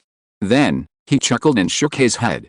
While the suitcase met the requirements, a seamlessly extended space couldn't be completely dark, unless it was in Muggle mode. Muggle mode. Rectangular. As if suddenly remembering something, Ino decisively opened the suitcase in Muggle mode. A few ordinary items of clothing, a small bag of candy, and a single wardrobe shrunk to a mere foot in size. Although he already had a presumption in mind, he still carefully opened the wardrobe. A faint ray of light streaked across the sky, illuminating the inky darkness. Of course, this was from a second-person perspective. Opening the wardrobe, transformed by the shrinking charm, he saw a small puff of black smoke inside. He was all too familiar with it, the Boggart Lupin had given him after defense against the dark arts class. It had originally been placed in the inner dormitory, but out of consideration for Draco's feelings, he had no choice but to use the shrinking charm to shrink the wardrobe and place it in the suitcase. Over 2 months had passed, and something that should have been forgotten had reappeared in a different form. Gazing at the puff of smoke in the wardrobe, Ino felt as if he were looking in a mirror, for in his second-person perspective, he saw himself, a face as gigantic as a giant. Not a spirit, not a magical beast, merely a conscious mass of emotion. At that moment, it became clear to him that everyone had misunderstood the Boggart. The black smoke before him was merely a ball of emotions, held together by magic. The difference was that the one in the box lacked consciousness, while the wild Boggart possessed its own consciousness. Perhaps this was how it perfectly circumvented the sanctuary's mechanisms, a lifeless mass of emotions. The Boggart's consciousness had only been wiped out, not completely dissipated. After all, there was the precedent of Voldemort's Horcruxes. Although also incorporeal, a Horcrux took on the form of a spirit, and therefore could be completely obliterated and dissipated. Ino pondered this in his mind as he leaned down to examine the black mist before him. Light smoke, without a physical form, should be able to fly. As the thought formed in his mind, the black mist slowly began to rise within his sight. A quarter of an hour passed. After a brief familiarization, Ino realized that the mist-like Boggart before him, like a remote-controlled car, could move freely at will. Unlike the limited field of view of a remote-controlled toy, a Borg possessed a 360-degree field of vision, truly embodying the movement of psychic vision. As the novelty wore off, Ino leaned against the snow, lost in thought. I wonder if the fear is still there. For some reason, he kept recalling his previous conversation with Lupin, or rather, the contents of Lupin's notebook. It discussed how Boggarts were inextricably linked to nightmares. Both lacked physical form, and both fed on fear. Of course, the speculation in the notebook was merely one person's opinion, and it was based on a thorough understanding of nightmares. However, in reality, no one in the entire wizarding world had ever seen a nightmare, let alone understood one. Therefore, all records of nightmares became groundless speculation and legend. Just as Ino was contemplating this in the sanctuary, in the corridor on the castle's basement floor, the confrontation finally entered a more intense phase. Daphne's face was grim, especially as more and more people gathered around her. Not only did she not gain any advantage in the verbal exchange, but she was also being ridiculed. So how long are you going to block the way? You'd better read more instead of wasting time here, so you don't talk nonsense. Hermione's eyes sharpened. She noticed the crowd around her was already full of Slytherin girls, and beside her were only Harry and Ron. Ron also noticed something was amiss. He knew that, unlike the boys who were just watching the show, the Slytherin witches were really brave. Ron whispered in Harry's ear, "Hey, if a fight breaks out, take Hermione and run. I have many brothers, they won't dare to do anything." In reality, Ron had another thought unspoken: no matter what, he was still a Weasley. Although he didn't believe in the pure blood ideal, he was still a member of the Holy 28 pure blood houses, and those Slytherins would be wary of him. Harry said nothing, but nodded slightly and clenched his fists. Surrounded by dozens of girls, the instinct to escape, trained in him by his Muggle elementary school days, remained. "Get out of the way!" A shout rang out. As soon as he finished speaking, Daphne decisively stepped aside, along with the surrounding Slytherin girls. Snape walked through the crowd with an expressionless face, first glancing intently at Harry, then turning his gaze to Hermione Granger, who was trapped in the middle, looking defiant. He had heard Malfoy's general account of what had happened on the way there, but the scene before him still left him somewhat dazed. Once upon a time, there had also been a Gryffindor girl. One weekend after the start of her first year, she had naively wandered to the Slytherin common room, looking for her friends. Chapter 199: Snape's Gift. Before the Christmas holidays, in the corridor on the first floor below the castle, many Slytherin students witnessed a magical scene. The usually stern head of house and strict professor of potions, Severus Snape, unexpectedly showed a gentle expression on his face. "Professor Snape." Hermione took the initiative to greet him. "Yes." Snape nodded slightly, then looked around. Without any words, all the little snakes began to scatter away. Similarly, Daphne was pulled back to the common room by several girls. After the crowd had completely left, Snape's eyes were fixed on Ron. In fact, according to common sense, Harry would be the first target in this situation, but after the serious incident, Harry knew everything that happened, which made his feelings towards Snape a little complicated. On the one hand, he resented the other for revealing the prophecy, and on the other, he felt guilty for his father. If it hadn't been for the conflict at school, if it hadn't been for the previous humiliation, perhaps everything would have turned out differently. But from Snape's perspective, he could always see a pair of emerald green eyes, a complex expression that revealed hatred and regret.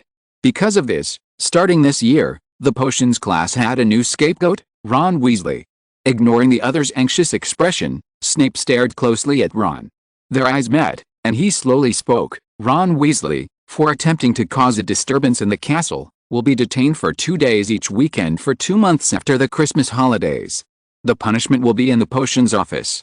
This punishment immediately left Hermione and Harry feeling a little overwhelmed. Although there were no points deducted, the full 2 months of detention was indeed excessive. "Professor," Hermione couldn't help but say. After all, Ron was there to help her. Before Hermione could finish, Snape interrupted, "If I were you, I'd think carefully about where those rumors came from." Hearing this, Ron's face faltered. He turned and whispered, "Forget it, Hermione. I'm fine." Hermione first glanced at Ron's expression, then, thinking back to Snape's words, narrowed her eyes thoughtfully. "You two go back. Don't come here unless you have something important to say," Snape said in a calming tone, then glanced at Ron. "As for you, come to my office." The hallway, after the crowd had dispersed, seemed a little too quiet. As Ron and Snape left, Harry paused for a moment before deciding to follow them. Hermione followed suit. Although she had gradually sorted out some of the questions with Snape's guidance, there were still some things she wanted to clarify in person. At the door of the potions office, Harry looked at Hermione with a conflicted expression, unsure whether he should say something. In his hesitation, Hermione made the decision for him. "Don't say anything. I'll ask him myself later." Hermione leaned against the corridor wall, arms folded across her chest, one leg casually bent in a slight arc, and half closed her eyes as she stared at the door to the potions office. Yet, even in this languid gesture, Harry couldn't help but silently pray for Ron. It was the first time he sensed Hermione was in danger. About a quarter of an hour later, the potions office opened. Ron emerged, a dejected look on his face, clutching an aged-looking wooden box. "Mr. Weasley." Hermione slowly straightened and stepped towards Ron. "I was wrong. I confess." Ron, a little regretful, had let his mouth run wild when he started gossiping. Hermione said nothing, merely signaling him to continue with her eyes. "I only made up 3 versions. The rest is none of my business," Ron said innocently. "So which 3 are they? You'd better tell the truth." Hermione looked at Ron with a blank expression. She had never imagined that the rumors that had been bothering her for so long would actually come from a close friend. The secret of the garden, the kiss on a rainy night, the love in a train compartment. Ron quickly reeled off his own fabricated tales. Hearing the 3 familiar names, Hermione breathed a sigh of relief.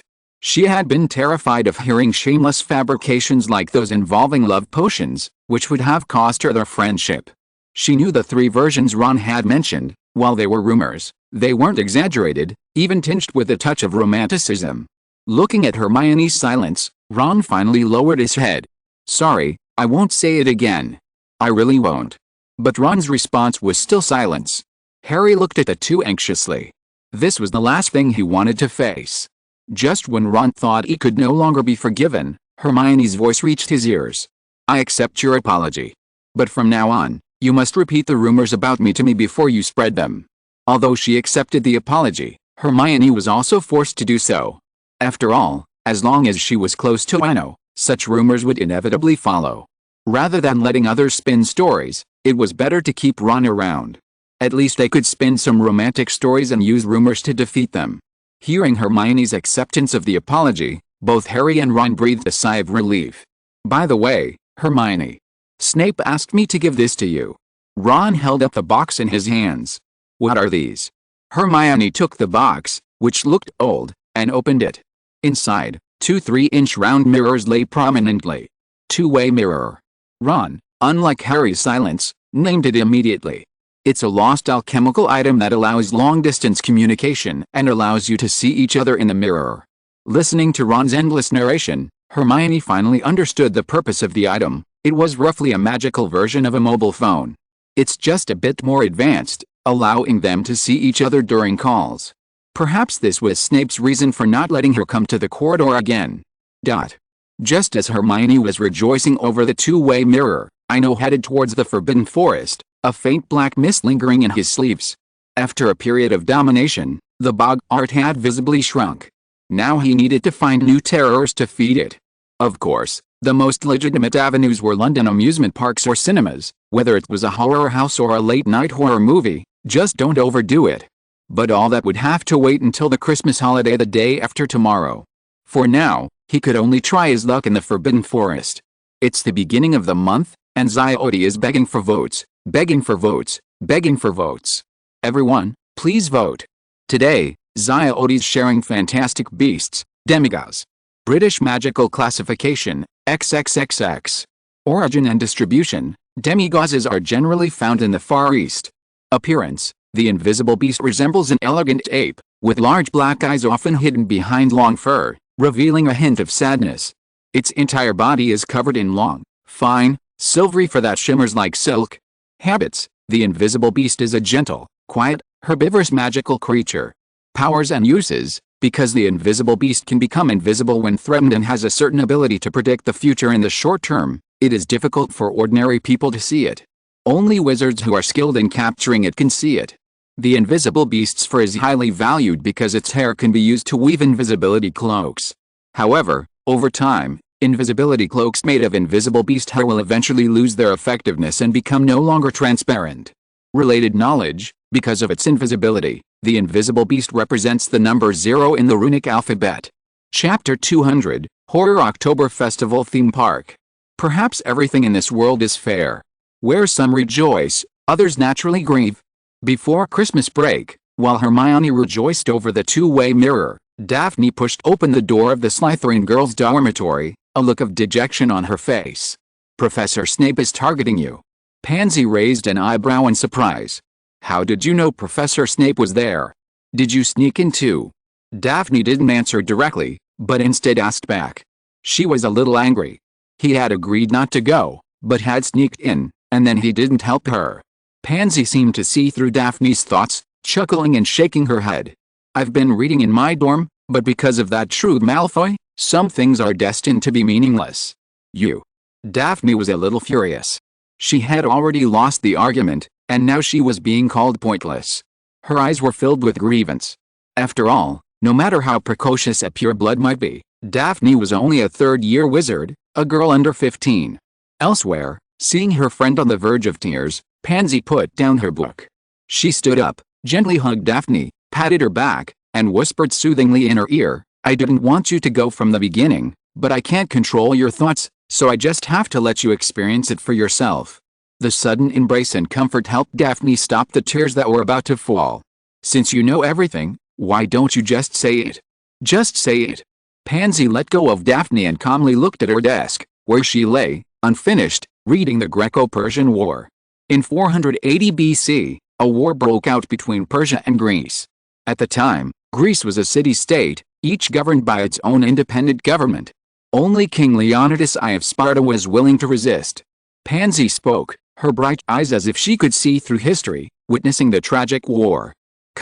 Leonidas also tried hard to persuade. He tried his best to tell all the city-states about the dangers of Persia, but did anyone agree? Even in the city-state of Sparta, there were only a mere 300 guards willing to follow him. The famous Battle of Thermopylae, as Pansy explained, the whole scene slowly unfolded. A quarter of an hour. Pansy's last note fell, and the dormitory became quiet again. "You deliberately let me experience setbacks, wanting me to be your follower." Daphne pointed out the key point. Long-term family education made her see Pansy's purpose behind it.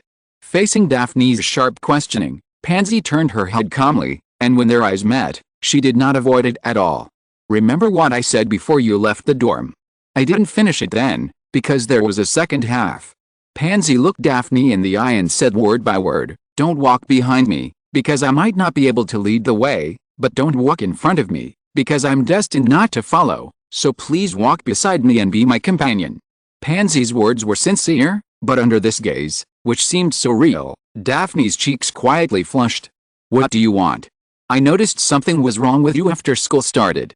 You were always cuddling those lousy muggle books. We are wizards." Daphne turned her head away awkwardly, avoiding Pansy's gaze, but her words were no longer questioning, but instead showed concern.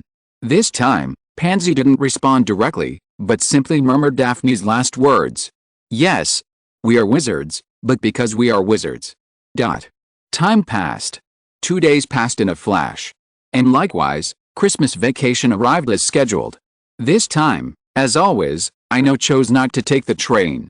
He returned to his housemaid cabin alone, then walked through the fireplace to the leaky cauldron. He exchanged a few brief pleasantries with old Tom and placed another pre-order for smuggled dragon meat. Afterward, he walked out of the bar and onto a deserted roadside, slowly drawing his wand and pointing it toward the sky. With a sharp screeching sound of brakes, a double-decker bus suddenly appeared before him. Stan Semper opened the door and said teasingly, "Merry Christmas." A famous English figure, a best-selling author and singer. "Stop it, or I'll turn around and leave." Ino feigned anger at his acquaintance's teasing. "No. I even bought your book." Stan Semper quickly jumped out, pulling out a beautifully bound volume, The Hidden Story. "Even if you really want to leave, sign it for me before you go." "I didn't expect you'd buy one too." Ino chuckled and shook his head, then pulled out a marker. Ever since the book and record were released, he'd made a habit of always carrying a pen. "At 11 sickles, it's worth it just for the record." Stan Semper shrugged nonchalantly. "By the way, when are you going to release new music?" "Honestly, just one song is a bit underwhelming." In response to Stan Semper's question, Ino pondered for a moment before giving a precise answer. "New songs? It should be out before next summer vacation." Considering time and copyright issues, he decided to get The Cup of Life out as soon as possible, as a warm-up for next year's Quidditch World Cup. Boarding the night bus, Ino told Stan Samper the destination of their trip, Shocktoberfest, the theme park known as England's scariest horror house. Located at Tully Farm on the outskirts of London, this theme park boasts over 10 different themed horror houses, along with elaborate backstory stories and accompanying hotel and dining options. Such a unique environment was not to be missed. Before the holiday, he'd tried to induce fear in Boggarts in the Forbidden Forest. But aside from the centaurs, the other magical creatures produced very little fear, even the renowned Acromantula. As for the centaurs, he had no intention of touching humanoids. It was, frankly, a subtle effort to cultivate his spirituality. After all, breaking boundaries often begins with an unintentional act. Similarly, the Forbidden Forest couldn't generate much fear. Horrorland became his first choice. After all, it was a legal operation, and leaving it to decay would be a waste. The night bus crisscrossed the streets of London. In just a few minutes, the view outside the window shifted to sparse houses and dense forests. As the bus reached the suburbs, its speed suddenly increased. Ino leaned against the brass pillars of his cot, his mind reflecting on the Boggarts transformation. Over the past 2 days, he'd mastered the usefulness of this smoke. Not only did it allow for second-person observation, but the Boggarts also inherited its essence, gathering, dispersing, and merging. A palm-sized puff of black smoke, when fused, formed a single point of inky blackness, while when dispersed, it transformed into a light mist that enveloped half the room. The effects varied depending on its form. This wasn't speculation, but rather the life-affecting feedback of the acromantulus of the Forbidden Forest. A Boggart in its inky, point-like form would send a convulsing arachnid into a state of shock the moment it made contact. Meanwhile, its misty state merely caused panic and terror in the enveloping acromantulus. There was no superiority or inferiority between the two Boggart states. The difference lay simply in the fear it inflicted on a single target and the fear it inflicted on a larger area. End of this chapter. Thank you very much for reaching the end. Don't forget to like. Looking for more exclusive content and immediate access? Subscribe to our Patreon. Remember, every like, subscription, or donation encourages us to continue. Thanks to everyone. See you in the next video.